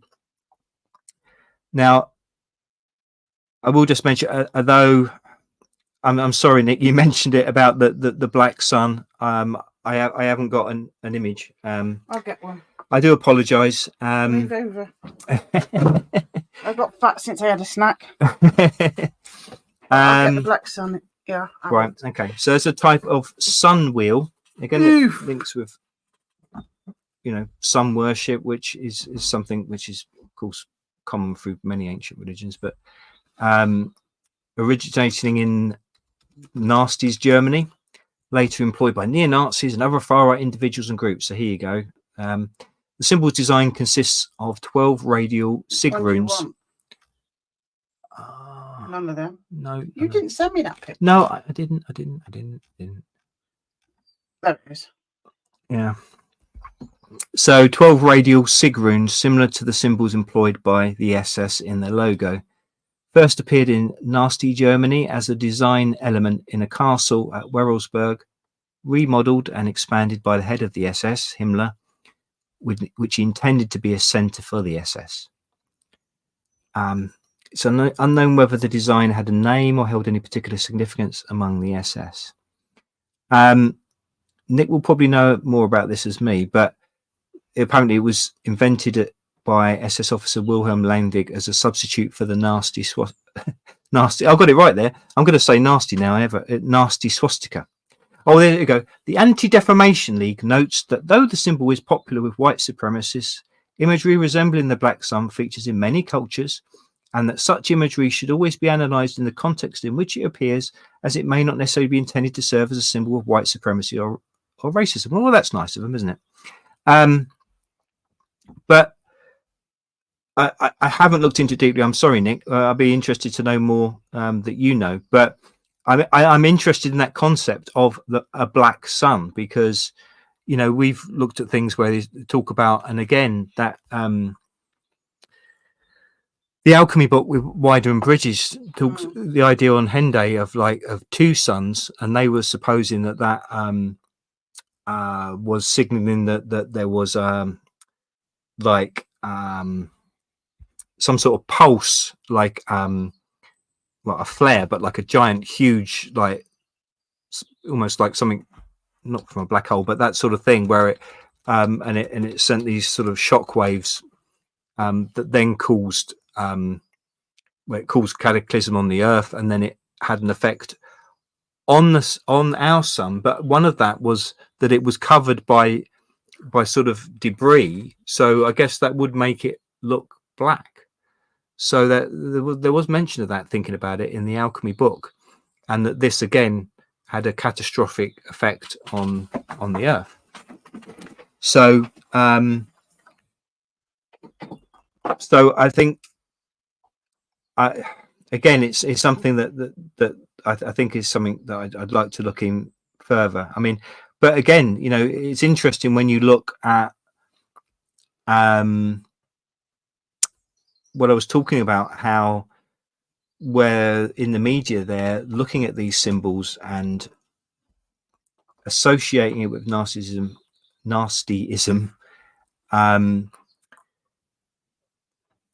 It says the name Black Sun came into wider use after the publication of a 1991 occult thriller novel, The Black Sun of Tashi Longpo, which that sounds like a Tibetan reference. The book links this mosaic in the Wewelsburg castle with the neo-nasty concept of the Black Sun invented by this SS officer. Symbol of mystic energy source that was supposed to renew the Aryan race. So I suppose that would connect with this idea of Vril as well. A number of far-right groups and individuals have utilised the symbol in their propaganda, including the perpetrator behind the Christchurch mosque shootings, Brenton Tarrant, an Australian neo-nasty group Antipodean Resistance, and the symbol was displayed by members of several extremist groups involved in the Unite the Right rally in Charlottesville, Virginia. Along with other symbols from the nasty era, such as the Wolf's Angle, the Sig Armenan rune, and the Totenkopf, the Black Sun is employed by some neo-nasty adherents of Satanism. Scholar Chris Matthews writes, the Black Sun motif is even less ambiguous. Though based on medieval German symbols, the Wewelsburg mosaic is a unique design commissioned specifically for Himmler, and its primary contemporary association is nasty occultism, for which nasty satanic groups and esoteric neo-nasties adopt it. In May 2022, neo-nasties. In May 2022, a mass shooting in Buffalo, New York occurred. The shooter, a white supremacist, wore the Black Sun symbol on his body armor and placed it on the front of his digital manifesto.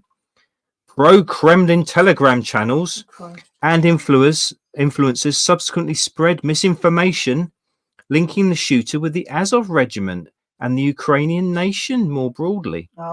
However, the shooter makes no reference to the Azov regiment in his manifesto, and Ukraine receives only a single mention in a section plagiarized from an earlier mass shooters manifesto that predates the Russian invasion of Ukraine. I mean, this is interesting as well, because there's all this situation as well with the Ukraine, the Azov regiment mentioned there, and nasty references around the Ukraine when they're supposed to be seen here as the good guys. And there was that ridiculous situation in the Canadian Parliament when they all gave a standing ovation to this guy, and then it was revealed. And then it was revealed that he was a nasty. I didn't realise. And then they basically scratched it from. Oh yeah, they scratched that from the record like it never happened. I didn't realise. But again, you know, and in July 2023, a member of the Ron DeSantis US presidential campaign produced and shared a video on Twitter containing the Black Sun. This video was quickly retracted after garnering media attention and backlash, and the aide was fired. So this symbolism is powerful, and it's right up to the present moment. It's right in the major media, and well, I don't know the details about those incidents of shootings that I just relayed, so I'm not going to make any claims for them because I don't know. But we do know a lot of mass shootings, these sort of things are false flags. They're in some way influence created by the powers that shouldn't be to push forward an agenda. So again, I'm sure some of those were some of that nature as well. And again, they're bound up, and the mass media puts front, right and center the imageries like this one, the Black Sun. But again, it's associating, it's the idea that the esoteric is evil, and we know esotericism can be used for evil, has been used for evil, and is being used for evil by the people that are in power with our current leaders. But it's being used to knock back to people like us effectively, and we know that we're often damned as being far right conspiracy theorists, extremists, And so again, they associate us with this idea of the nasties, that they were irrational, obviously carrying out evil things, but they were doing it because their minds were twisted by this ideology. They were believing in this fantastical nonsense, and almost that was driving them to do it, or it was something which created this mindset within them, and that these symbols then used by people now will then have a similar effect. And all the while that they're putting that out there, we know that they're doing incredibly evil things in the name of progress, keeping us safe, trusting the science. But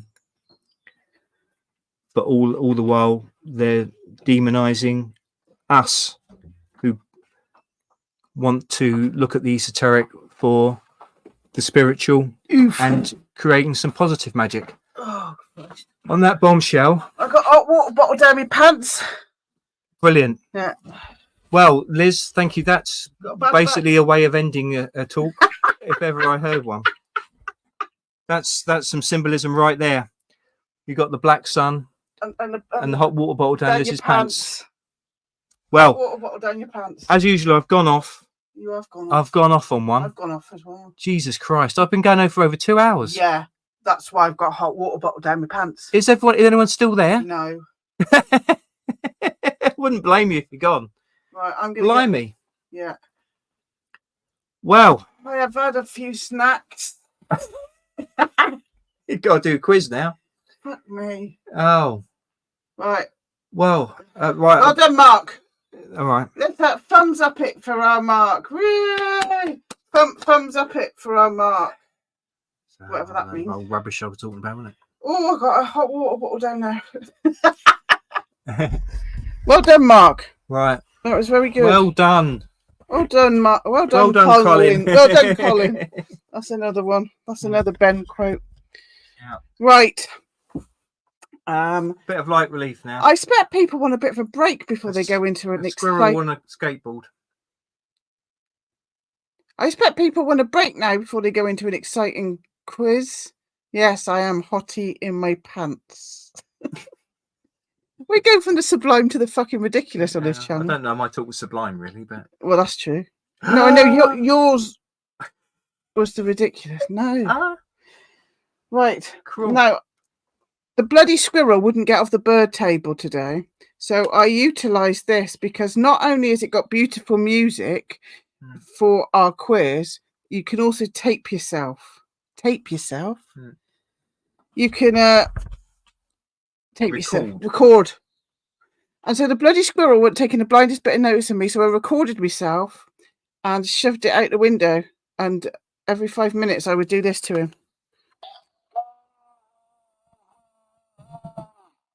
Christ. I've never seen a squirrel move so fast in his life. You probably cleared out everyone on. But then I remembered that it was a really sunny day and all the neighbours were outside.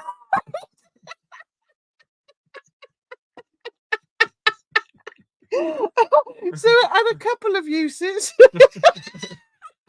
Can you imagine being sat out there having a picnic? First sunny day in 17 years.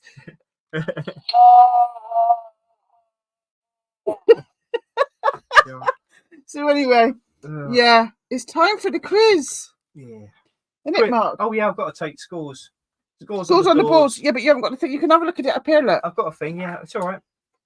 Oh yeah. No, babe, Mark, you can look at it up here. Yeah, no, but I've got to write down the scores now. Oh, you might not be able to see it up here. I've got a pen. I got Oh, it's all right now. Yes, pen here. I can bring up the chat. I just can't talk in the chat. You know what I mean? I've got pictures, and they're in the right order. Oh no. Yes, the right order. Well done. Oh, you're right. prepared. I'm not. People with spanners, keep an eye out on who gets the right answer because Mark's gone off again. Hold on. I'm just gonna get the other laptop. Now I'm gonna. Oh. Is it doing it on its own? Yeah. That's terrifying. Yeah. It's brilliant. Let's put it there. AI gone mad. Put it there. I will just find my my pictures, and we'll have a bit of fun with the quiz. Not necessarily fun. We'll just do the quiz. Right, let's get rid of Right. Thank you everyone for listening and kind comments. No I appreciate it. Right, let's get the quiz picks up. Quiz picks up. Yeah, I'm getting a bit of a burnt bum. Oh, because I can only stay in one position because of my stupid back, and after a while it bloody hurts. Right, I'm going to put it onto this and then to this, and then I'm not going to do a slideshow, but it thinks I am. So I know what I'm doing. Right, hold on. Keep going. I'm just going to get a charger. Right, it's okay. Seamless, isn't it? Seamless. It's bloody seamless. Yeah. With a few seams. Yeah. Quiz with pictures. It don't get more bloody professional than this, mind. Yeah.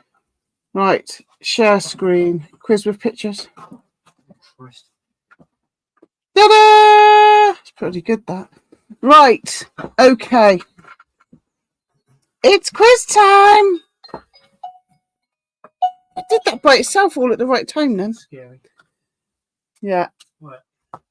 Okay, I'm going to have the flash in this as well. I like it. Let's start, everybody. DJ, I would go on the pool, but I do not have a test to test who is jabbed. Oh. Where did that come from? Oh, that came out of left field.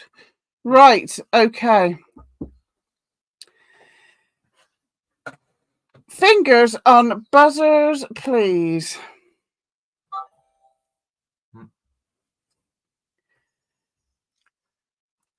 I can't put the next picture on yet because it'll give the answer away. Oh. Yeah. Eddie Munster is a character on the television series The Munsters.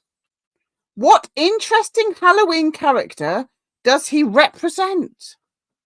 A gargoyle, a vampire, a werewolf, or a warlock? Eddie Munster, gargoyle, vampire, werewolf, warlock. Put that there.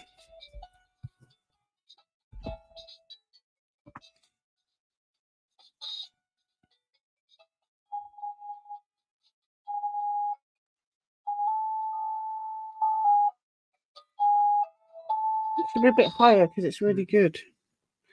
Right. The answer is a werewolf. Look at him. Oh, right. Yeah. Some people get confused. So, Eddie Munster, played by actor Butch Patrick in the television series The Munsters, was the only child of Herman and Lily Munster.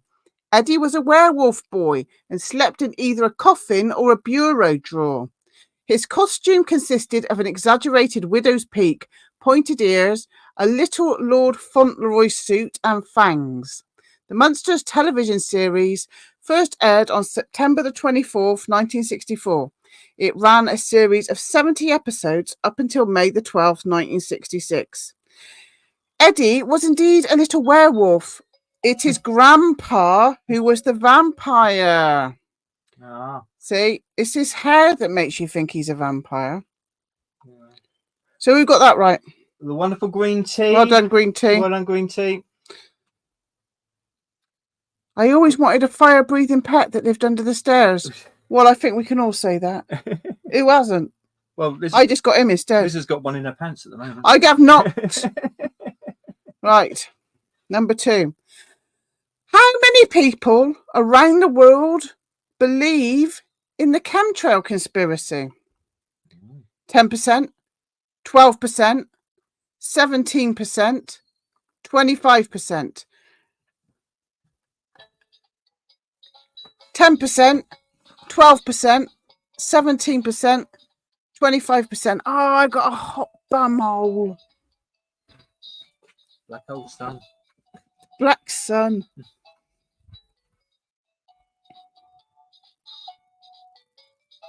I want to be able to see that better. I'll stick it there. That's better. It's pretty good, that. Right. The answer is 17%. Anybody get that one? Gary Robinson. Good old Gary. 17%. Yep. Good old Gary. Good old Gary. Good old Gary. Well, not old, obviously. That's just a saying. It's just a saying. Right. Well done, Gary. I ain't got any learning for that one. You'll be glad to hear. 3. What was the common conspiracy theory concerning Roman Emperor Nero? Was it that he burned during the fire? That he was murdered by his bodyguard? That he faked his death? That he died of natural causes? The conspiracy theory concerning the emperor: burned during the fire, murdered by his bodyguard, faked his own death, or died of natural causes. That's not much of a conspiracy theory, is it? Well, it is if people think that he did one thing and when in fact he did the other. Yeah. Bloody boiling. Right. The answer is he faked his own death. Ooh. Anybody come up with that one, mate? Green tea was the first Green one. tea is she's a wide awake. Yeah. Well done, green tea. Yeah. Well done, everybody. Yeah. The common conspiracy theory concerning Roman Emperor Nero is that he faked his death. This theory suggests that Nero staged his own death in order to escape the political turmoil and threats to his life. It proposes that he may have lived in secrecy or assumed a new identity after his supposed death. Was he called Nero Epstein or something? This theory is based on the lack of concrete evidence regarding Nero's death and the fact that his body was never found. Mm-hmm. Right. Interesting. David Irving famously denies widely accepted facts about which subject? Apollo 11 moon landings, climate change, evolution. Am I allowed to say the last one? You might have to. The H cost. The halo cost. That was good. David Irving, what does he deny? The moon landing, climate change, evolution, halo cost. You know what I mean?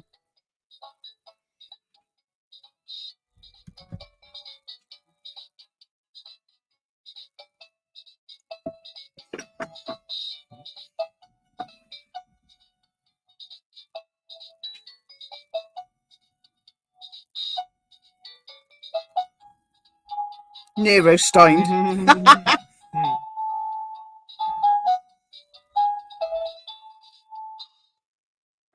Right. So the answer was the H word. Yeah, I think everyone got it right, but Mari was just in first. Mari was first. I've got no learning on that because I thought they might kick us off, but just in the whole blooming talk. I know. Well, not on that side of things. I know. I've been listening to No More News and Sons of Esos, and I've got a lot to say on that subject, but I won't. Right, okay. So it was the H word. Well done, Mari. Right, question number 5. Who described the UN's climate? I can't put his picture up in case you know him. Who described the UN's climate change panel as corrupt in his Cicero, the Commonwealth Scientific and Industrial Research Organization report?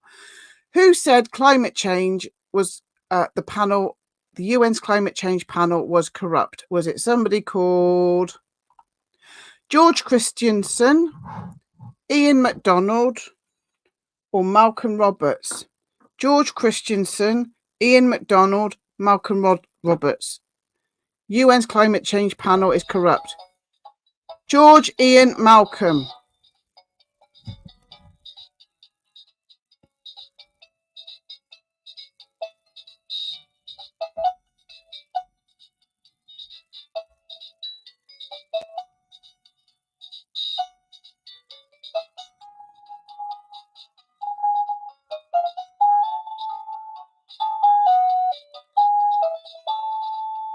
Right.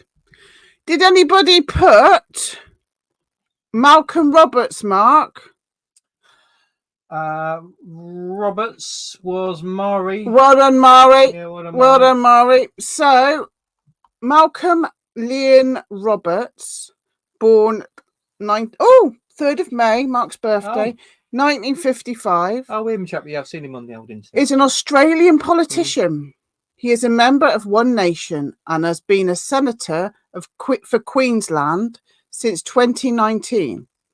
He also served in the Senate from 2016 to 2017. From 2006 until his election to the Senate, Roberts was a full-time political activist speaking at rallies against the Labour government's carbon tax. He sent hundreds of emails to political, scientific and media figures on the topic. He met politicians, had universities launch academic inquiries into climate scientists, and sent legal letters demanding the resignation of government ministers. He was also a co-founder of the Galileo movement. And so basically the Galileo movement sort of questioned basically the climate change, what the scientists said. So the Galileo movement, I'll have a look at their website. So it says here, at first they simply accepted politicians' claims of global warming, blamed on human production of carbon dioxide. When things didn't add up, they each separately investigated. Stunned, they discovered what many people are now discovering. Climate claims by some scientists and politicians contradict observed facts. I'll get one of those boxes underneath this. I'll probably get about 57 boxes. We'll probably get thrown out after all my. I got a funny feeling. Words salad for the. Yeah, but the good news is I've got this on StreamYard, so it'll keep it up. So I keep it. But I think we're going to get this one kicked off. Well, we've definitely been dicing with. Yeah, so he's the leader of the Galileo movement, which was established in 2011.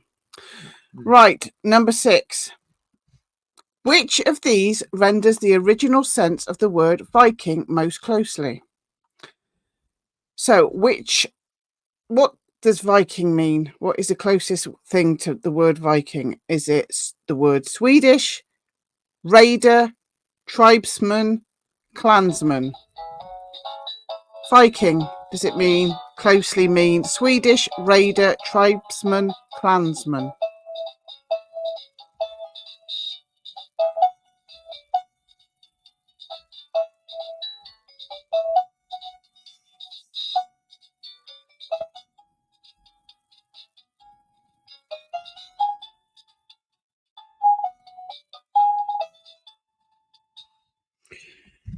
Brilliant. Right. Who was first with Raider, Mark? Radio of the Lost Ark was Mari, the first one. Just ahead of Mari. Yeah. So the word Viking has come to refer in English and many other languages to the peoples of Scandinavia as a whole between AD 750 and 1000. In Anglo-Saxon and Old Frisian, the word was used in the sense of pirate. Right. Number 7. I didn't want a horrible picture for this one, so I found quite a funny picture. Oh, I better not show you because it gives the answer away. What animal... So I didn't want a nasty picture. It's a good picture, this. Anyway. What animal is said to be the victim of the first official animal mutilation case in 1967? So UFOs being horrible to animals. So was it a dog called Dude, a horse called Snippy, a sheep called Hacky, or a bull called Rider 7? The first animal mutilation case. Dude the dog, Snippy the horse, Hacky the sheep, Rider 7 the bull.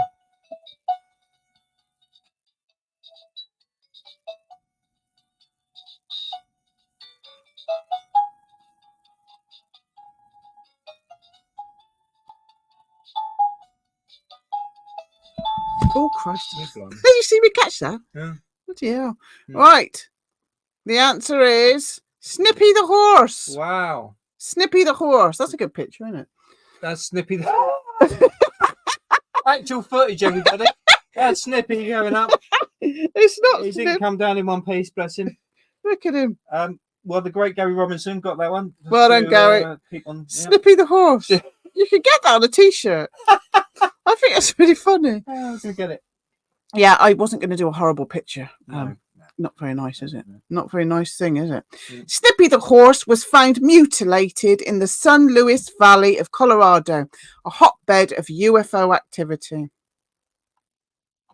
Why does 7 sounds like a porn title, Mari says? So everyone's getting on the naughty They're side. all perverts in this house. Naughties. Perverts. It's because I didn't have my trousers on and then I stuck a hot water bottle down my pants. I've started them all off. It's your fault. Subliminal messages. Not very subliminal, really. Not really. No. There have been a number of books written about the afterlife. One of these novels involved a book featuring a famous fictional character. The story was entitled The Land of the Mist. Who was the author? Was it Charles Dickens, Arthur Conan Doyle, H.G. Wells, Victor Hugo? The Land of the Mist. Charles Dickens, Conan Doyle, H.G. Wells, Victor Hugo.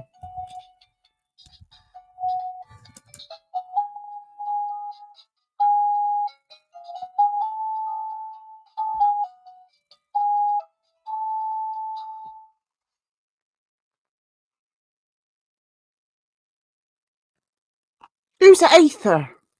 Hey? Then just put Aether.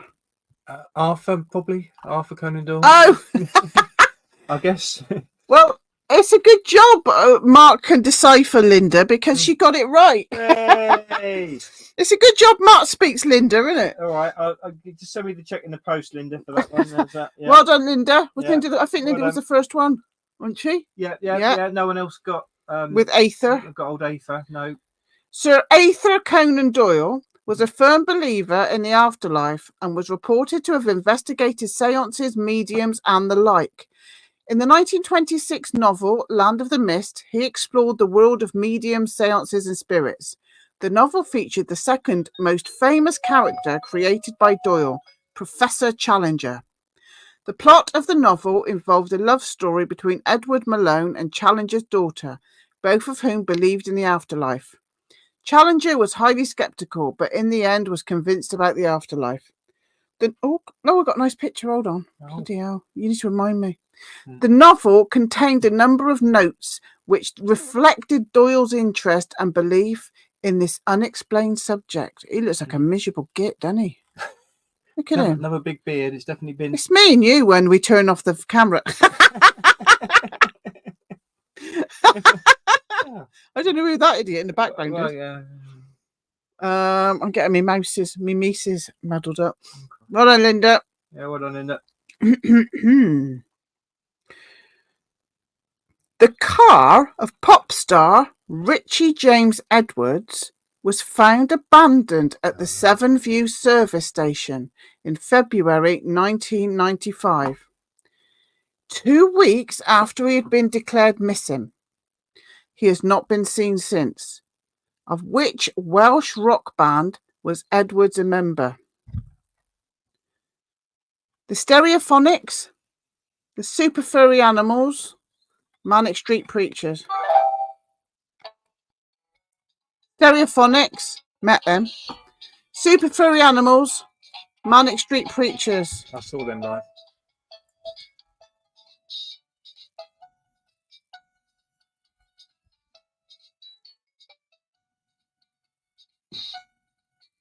Linda's put manic. I think that's just how she's feeling.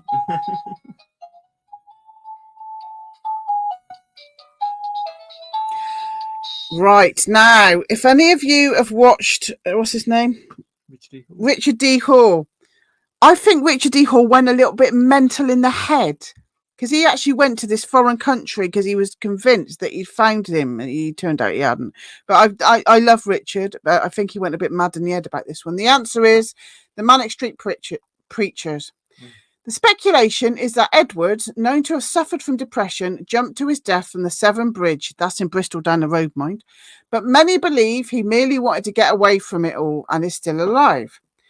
Numerous sightings have been reported in places as far apart as India and the Canary Islands, though no sighting has been corroborated since he walked out of his London hotel on February the 1st, 1995. His car was given a parking... Oh, God, I got a picture. You need to remind me about the pictures, Mark. Right. Pictures. His car was given a parking ticket at the service station on February the 14th and was declared abandoned on the 17th. The police stated that the car showed signs of having been lived in. His family, despite having the option to legally declare him dead since 2002, maintain his official status as that of a missing person, and his fellow band members still pay royalties into an account set up for him. Yeah. Well, I saw the Manics, but it was after his disappearance when they carried on without him. And bizarrely, it was when Kylie Minogue was trying to be a serious artist, so she had the other guy, James D. Bradfield, write songs. That's depressing. So she actually come up on stage. Nobody wants Kylie Minogue on the bloody stage when you go to see the Manic Street Preachers. I've seen her live twice now. Shut up. On stage with Nick Cave as well. Go, get her away from me. Oh. Her entourage bought one of your pieces of art. That's I can't be bothered. Right, number 10. One of the most, let me get the picture up.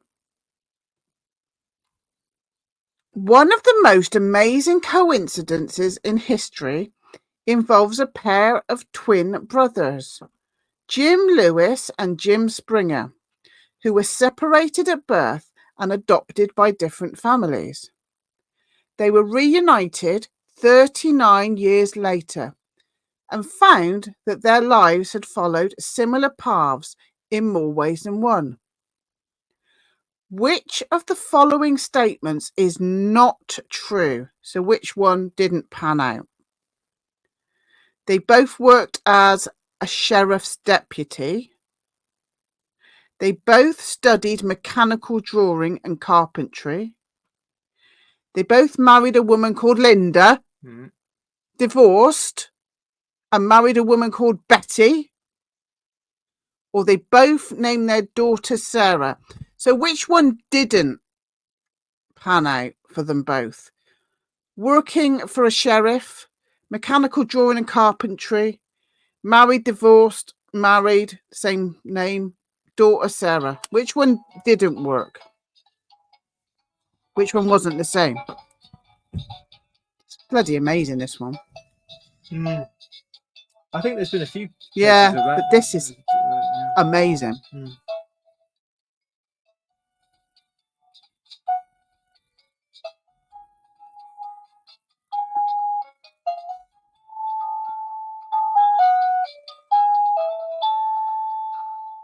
Right, has everybody had their go? Yeah, a lot of people have had their go. So the one that didn't happen was they both named their daughter Sarah. Nobody learned, Andy. So this is just amazing. One had a son named James Allen. The other, James Allen. Also, each of the men had an adopted brother called Larry. Both were nicknamed Jim by their adopted parents. They both smoked the same brand of cigarettes. They both had a dog named Toy. And they both had the same hobbies. What? It's incredible. That's mental. It's got a lot of identical twins. They both had a dog called Toy. It's not the most obvious dog name. No, it's just insane. It's so interesting. DJ's new beer's faulty. That's why he's not getting the answers right. Don't blame the beer. No. Right. Okay. I'm just wondering whether to put the picture of the next one on, or will it give it away? No, I'm not. I won't put the next picture on yet. Bachelor's Grove is one of the most haunted places in the Midwest of America. It is located in Midlothian, Illinois, and is nestled inside Rubio Woods, overgrown and neglected. What happens on the Midlothian Turnpike, which borders the grove? Is there a lady always standing in the road? Is there phantom hitchhikers? Is there phantom car crashes? Or is there a disappearing bridge? Lady in the road? Phantom hitchhikers? Phantom car crashes? Disappearing bridge?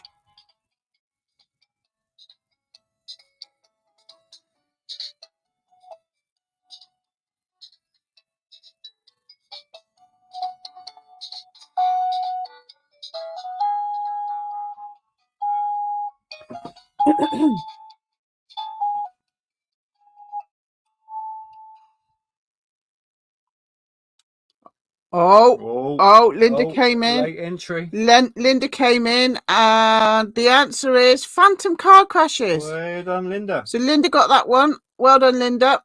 So I will put this picture up, but I'll explain about the picture at the end. There have been terrible car wrecks reported. A car careers out of control and slams into someone's vehicle. And when they get out, the other car is gone and there's no damage to their car at all, though they can hear the sound of glass breaking and metal bending. Oh, doesn't look like I actually wrote the next bit. But if I can remember rightly, this is an actual photograph of somebody that wasn't there. Ooh, so in this place, a paranormal investigator went round in 1991 just taking random pictures of this bachelor's, whatever it's called, grove. And this was there when they got them developed, as is often the case. Wow, that is terrifying. Terrifying. Yeah, right there. Well, Nick's got lots of pictures like this as well. Yeah. But which Nick? Both Nicks. Oh yeah. Well, the Nick that's in here. Cosmic. Yeah. Number 12. Yeah. Well done, Linda. Well done, Linda. I think because we're doing the quiz later, I think maybe DJ on the 40 beer. He's on the bloody That's beer. Why he's not so successful. And Ben's asleep. Yeah. Right. Who wrote Heaven and Hell about his own mystical experience?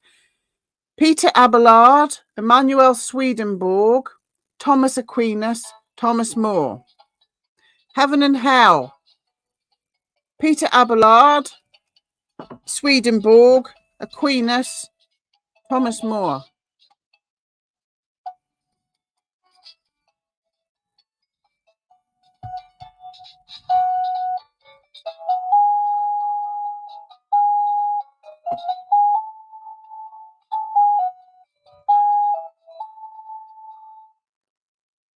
Right. Is everybody had a go, Mark?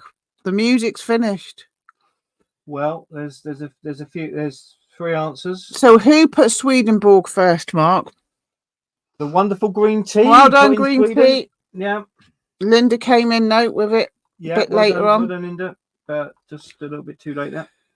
Heaven and Hell is the common English title of a book written by Emanuel Swedenborg. It was published in 1758. The full title is Heaven and Its Wonders and Hell from Things Heard and Seen. It gives a detailed description of the afterlife, how people live after the death of the physical body. Right, number 13. Never shall a Grimaldi find true happiness in marriage was the curse put upon the rulers of which principality over 700 years ago? Monaco, Andorra, Liechtenstein, Luxembourg. Monaco, Andorra, Liechtenstein, Luxembourg.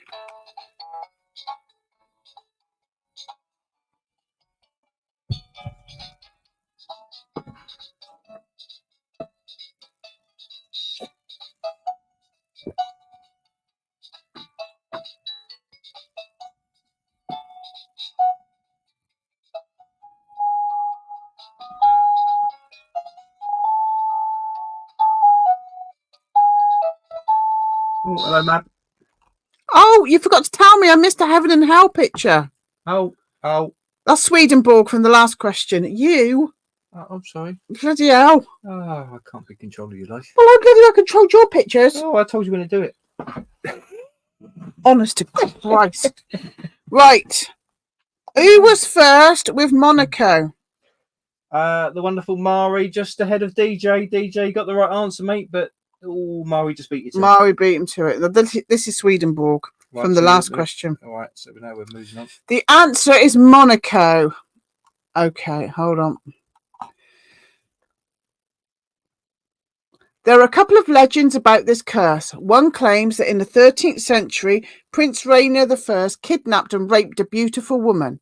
To get even, she became a witch and issued the curse. The most famous Grimaldi tragedy was in 1982 when Princess Grace Kelly was killed in a tragic car accident. So that's sad.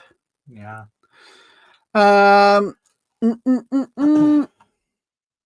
Right. 14. Ghost stories have been part of mankind's legacy almost since the beginning of the inception of our species. But which ancient politician is widely credited with having set down in print the first ghost story? Socrates, Pliny the Younger, Seneca. I thought that was something you had for I need some of that after that bloody morphine, I tell you. Or Homer. Socrates, Pliny the Younger, lost it. Seneca, or Homer. Who wrote down about ghosts the first time, eh? But in English. Hold on. Rainers seem to be rapey. Oh my God. The rapey Rainers. Allegedly, because we don't want to get banned, but we're probably doing everything we can to be banned. We're going to be banned after tonight. Bloody hell. Charlie and the Nasties. Right. Did anybody put Pliny the Younger, Mark? Well, can you scroll up a little bit? Scroll up where? Well, Here. Mab's put 3. We normally Who's just put 3? Mab. Right, Mab. We normally just type in the yeah, like a word for the answer. But anyway, 3 was Seneca. So yeah, no, sorry, Mab. It was Pliny the Younger. As so Mari says, nobody learned, Andy. So this apparently is a picture of him. Look at him. Look at him. Oh yeah. He looks like he's seen a ghost. He reminds me of someone like. No, I tell you, who he reminds me of. He reminds me of that bloke from Pole to Pole. Yeah, I was just going to say Michael Palin. Michael Palin. Yeah, I was just going to say. Actually, yeah, because he had that hairstyle as well. Yeah. Life of Brian when he was doing the bigger stickers. He does. That's what he looks like. 100%. Right. Okie dokie. So in a letter written by Pliny the Younger to a friend, he describes in detail a haunting that he'd heard about. This is believed by many experts to be the first written account of an alleged haunting by a ghost or other paranormal entity. It really does look like Michael Palin. Right. Number 15. I'm getting me mice muddled up again, Mark. I am. I want to get your mice muddled up. I am. Right, I need to go up here. Most modern-day religions do not accept the doctrine of reincarnation. What is the number one reason for this, according to Conversations with God by Neil Donald Walsh? Oh, I did used to have that. I don't think I got it anymore. But yeah. So, I'll read that again. Most modern-day religions do not accept the doctrine of reincarnation. What is the number one reason for this, according to Conversations with God by Neil Donald Walsh? So does he think it's been proven invalid? It does away with the notions of heaven and hell? Jesus and the Buddha have spoken out against it? Or it's an illusion worked up by Satan? So, according to this writer, reincarnation, don't believe it. Why? It's been proved invalid. does away with heaven and hell. Jesus and Buddha have spoken against it. It's an illusion worked up by Satan. That's a mouthful, that is, mind. That's a mouthful.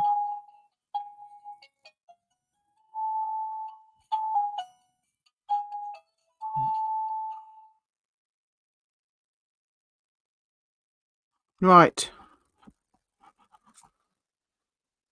So the answer is it does away with the notions of heaven and hell. Ah. Who was the first one with that one then, Mark? Wonderful Green Tea just beat DJ. Oh, well done. Well done, everybody. But I suppose in a way it's sort of what Murray was saying. Reincarnation makes you uncontrollable. So I suppose it's that idea. Well, yeah. If you don't have heaven and hell as a punishment, then yeah, you can't keep people in place. So what's it? This guy, according to this guy, so the notion of going to heaven or hell is a way to continue following the rules of any given religion, which is kind of what Mari said. So you can be rewarded or punished eternally in the afterlife. Reincarnation, by definition, would give you multiple, if not an infinite amount of chances for your soul to accomplish its greatest mission, a communion with God. However, it does do away with the choices people make, as our free will can build up negative karma that can be played out during many lifetimes. This may be hard for people to believe, but there are definite passages in the Bible that can be interpreted to show that Jesus and the Buddha were advocates for reincarnation. According to Walsh, heaven and hell can exist, but are mindsets only and can be lived out here on earth. It is up to each of us, since we all have free will. Okay. I forgot the pegging picture again.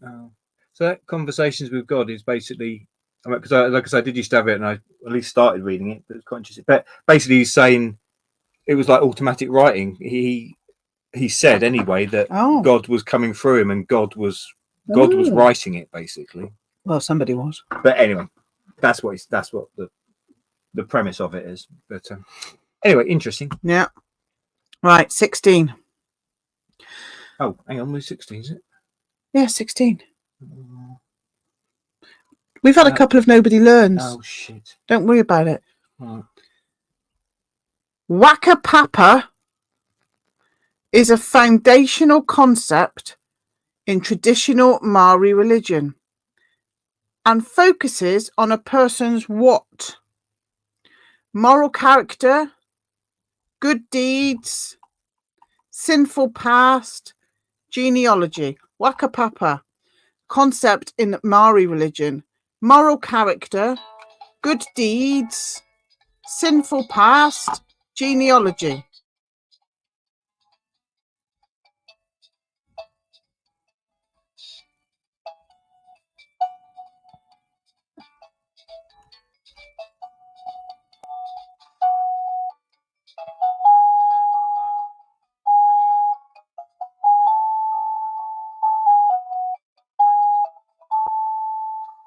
Right.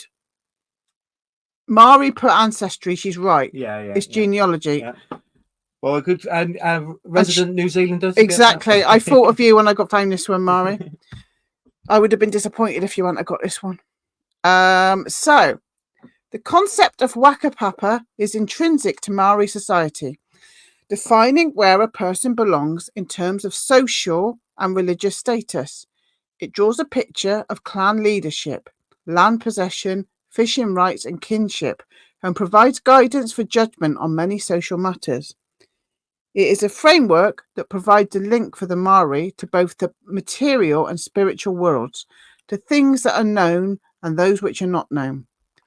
The word also means to place in layers, lay one upon another, a concept which helps to visualize the process by which is applied. Each of the various types of Waka Papa provide different emphasis, that's the layering concept, and include tahu, the recital of a direct line of ancestry through only the senior line, hiko, the chronicling of a genealogy in a particular way, not following a single line of descent, and uri tariwa, sorry if I'm butchering this, drawing the male line of descent via the firstborn male of each generation. There are several other types also. The reciting of the various genealogies apart from locating a person in his or her place, invokes the memory of important historical events and provides context for traditional activity and helps define the background for tribal alliances. I like that. Yeah, very interesting. Yeah. Okie dokie. This is a good one. Yeah, DJ says knowing who you are is important. So I suppose Yeah. that's the plus side of the racial thing, but just in terms of knowing who you are, that background. Well, yeah, and it's kind of not being ashamed of your bloody ancestors, which is not trendy these days, is it? Yeah. Now, this is brilliant. I got to get the picture of this one up. It's brilliant. Founded in 2005 by physics graduate Bobby Henderson, the Church of the Flying Spaghetti Monster is one of the fastest growing churches in the world. I'm thinking of joining it. The Gospel of the Flying Spaghetti Monster contains the equivalent of the 10 Commandments for Pastafarians. How are they known? The 7, I won't if you won't. The 3, thou mustn't. The 8, I'd really rather you didn't. The 14, shout not. It's so funny. Oh, crikey. So the 7, I won't if you won't. The 3, thou mustn't. The 8, I'd really rather you didn't. The 14, shout not. So funny, this. That picture's brilliant, isn't it? That picture is brilliant. I'd like that on a t-shirt.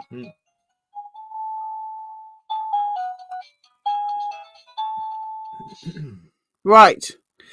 Who was first with the 8? I'd really rather you didn't.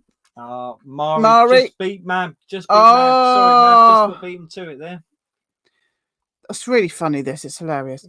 The 6th, I'd really rather you didn't, is I'd really rather you didn't build multi-million-dollar churches, temples, mosques, shrines to my noodly goodness when the money could be better spent on, take your pick, ending poverty, curing diseases, living in peace, loving with passion, and lowering the cost of cable.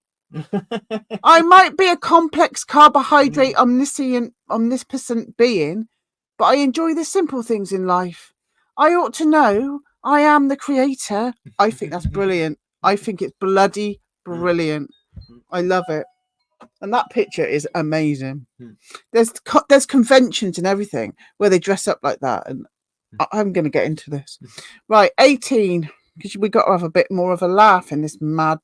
Let's laugh at the apocalypse. Ha ha ha. Morbidly depressed when I turn the camera off.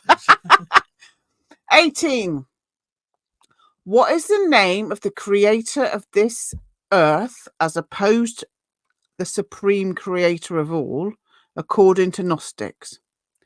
What is the name of the creator of this earth as opposed to the supreme creator of all, according to Gnostics?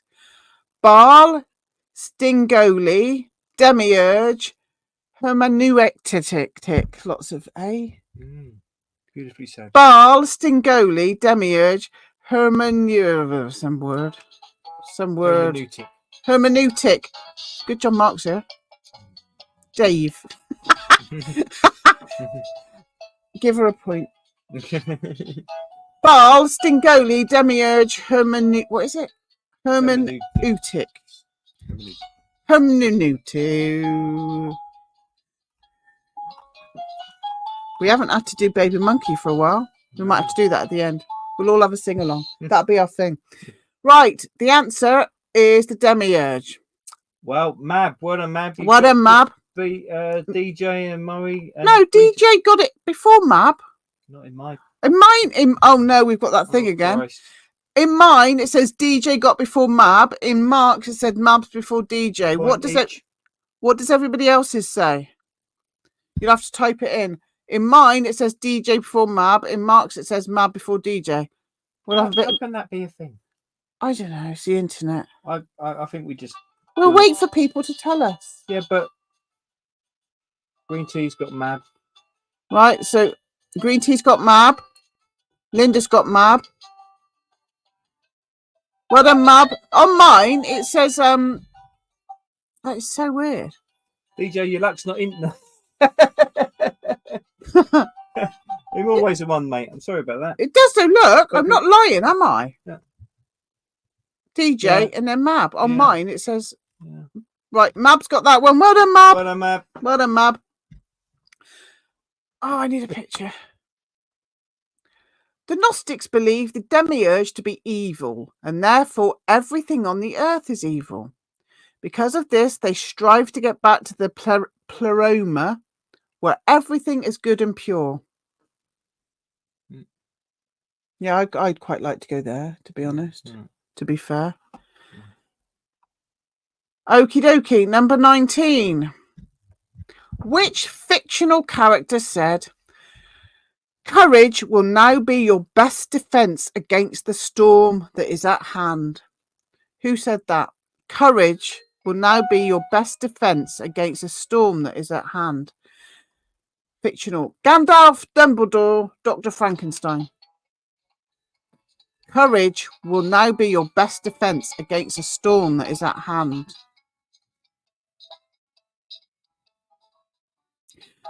The Gnostics were a tad miserable. Mari says that's why I agree with them. That's why I kind of agree with them.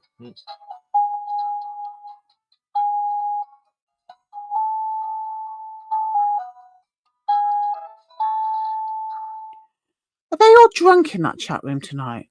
I've got Gandog, Frank. You're Frankenstein. Oh, Frankenstein! I was thinking Frank.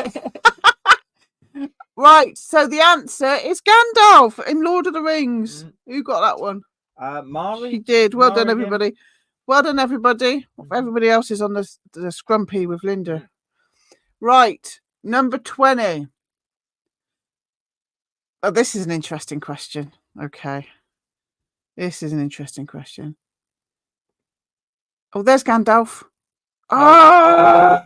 Big beards. It's a big beard night. Definitely DJ's very drunk. Well, that explains a lot. I don't think I've seen you not get one before. This is a very interesting question. The third right arm of a male octopus has a special tip called the ligula. What function does the ligula serve? It feeds a female food in the mating ritual. We don't know what it does. It senses when a female is around. It presents a spermatophore to the female. So it's third arm. We've got no idea what it's for. It gives females food. It senses when females are around, or it presents a female with spermatophore.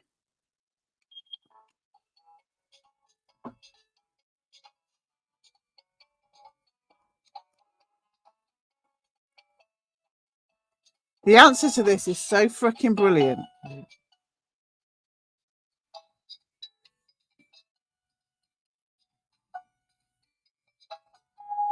Shagging. Well, some of them seem to be related to that with the female. No, you're all wrong. No. Oh. Feeding senses. We like your beer, DJ. Senses, not a third leg set. No, because they don't shag. Oh, that's why I bloody love them, and that's why I think they're aliens, and that's why I'm never having calamari, because when the aliens come down, they're not having to go at me for eating their friends, and I've said that for a while now. So it presents a spermatophore to the female. Now it doesn't shag. This is so brilliant. I love it. Oh, hold on. Nobody learned, Andy. I bloody love it. I wish I was a bloody octopus. Who can be bothered with all that? Right. Octopi do not have sex like mammals do. I love them. This is the best thing in the world. The male produces spermatophores, sperm packets that look like long white straws. The male uses a ligula to give the spermatophore to the female. I love it. sort of passes them on like a drug deal. When she has extracted the sperm, she may eat the empty spermatophore for a protein-rich snack. Like I say, this is why I will never have eat calamari, because this proves they're bloody aliens. And when the big ones come down in their spaceships, I'm not being held accountable. What a bloody brilliant thing. They're very clever, the octopus, aren't they? Oh my God. They're very advanced. They really are. So we ended on a strange note, which is not unusual. While you add it up, I'm going to find our favourite song. I know one. I've been adding it up as we go. Right, can I just find our favourite song? Don't ruin it, ruin the atmosphere. All right. I'm moving the atmosphere. I'm going to find it. Just doing my job. Right, I'm going to find it. Hold on, because I think our new tradition is we all sing this together. Yeah. Well, you sing with emojis. It makes me laugh. Right, hold on. Right. So I'll have this ready for next time, because I think this should be our new thing, because it's the best thing in it. Right. Wait a minute, I'll find it. Who won then, Mark? Mari the Magnificent. Mari the Magnificent. Well done, Mari. But it was a very good contest. There were.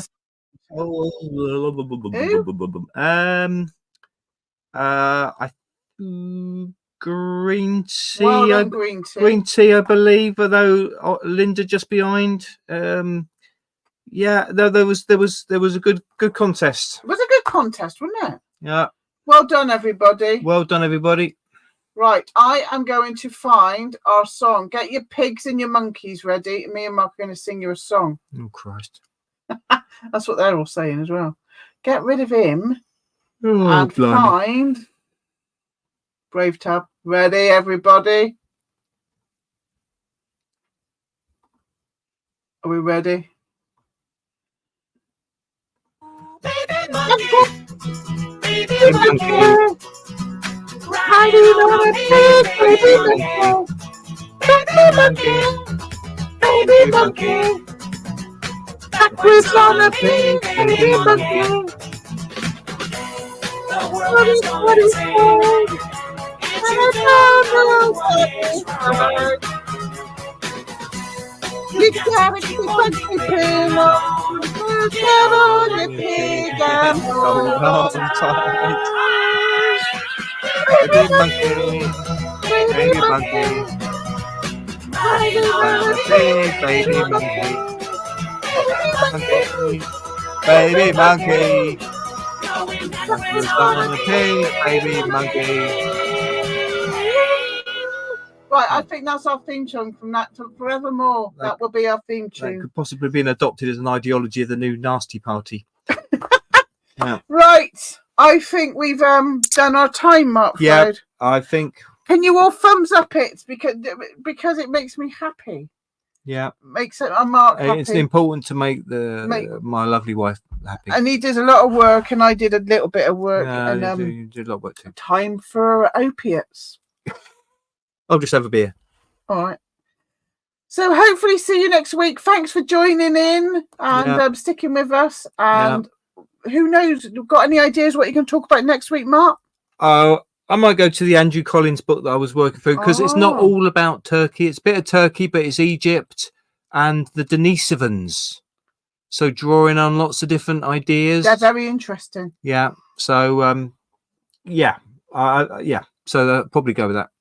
All right, guys. Nice to see you all. Love you all. Yeah, love you loads, and thank you for sticking with us. Yeah. Oh, email. Bye. Bye.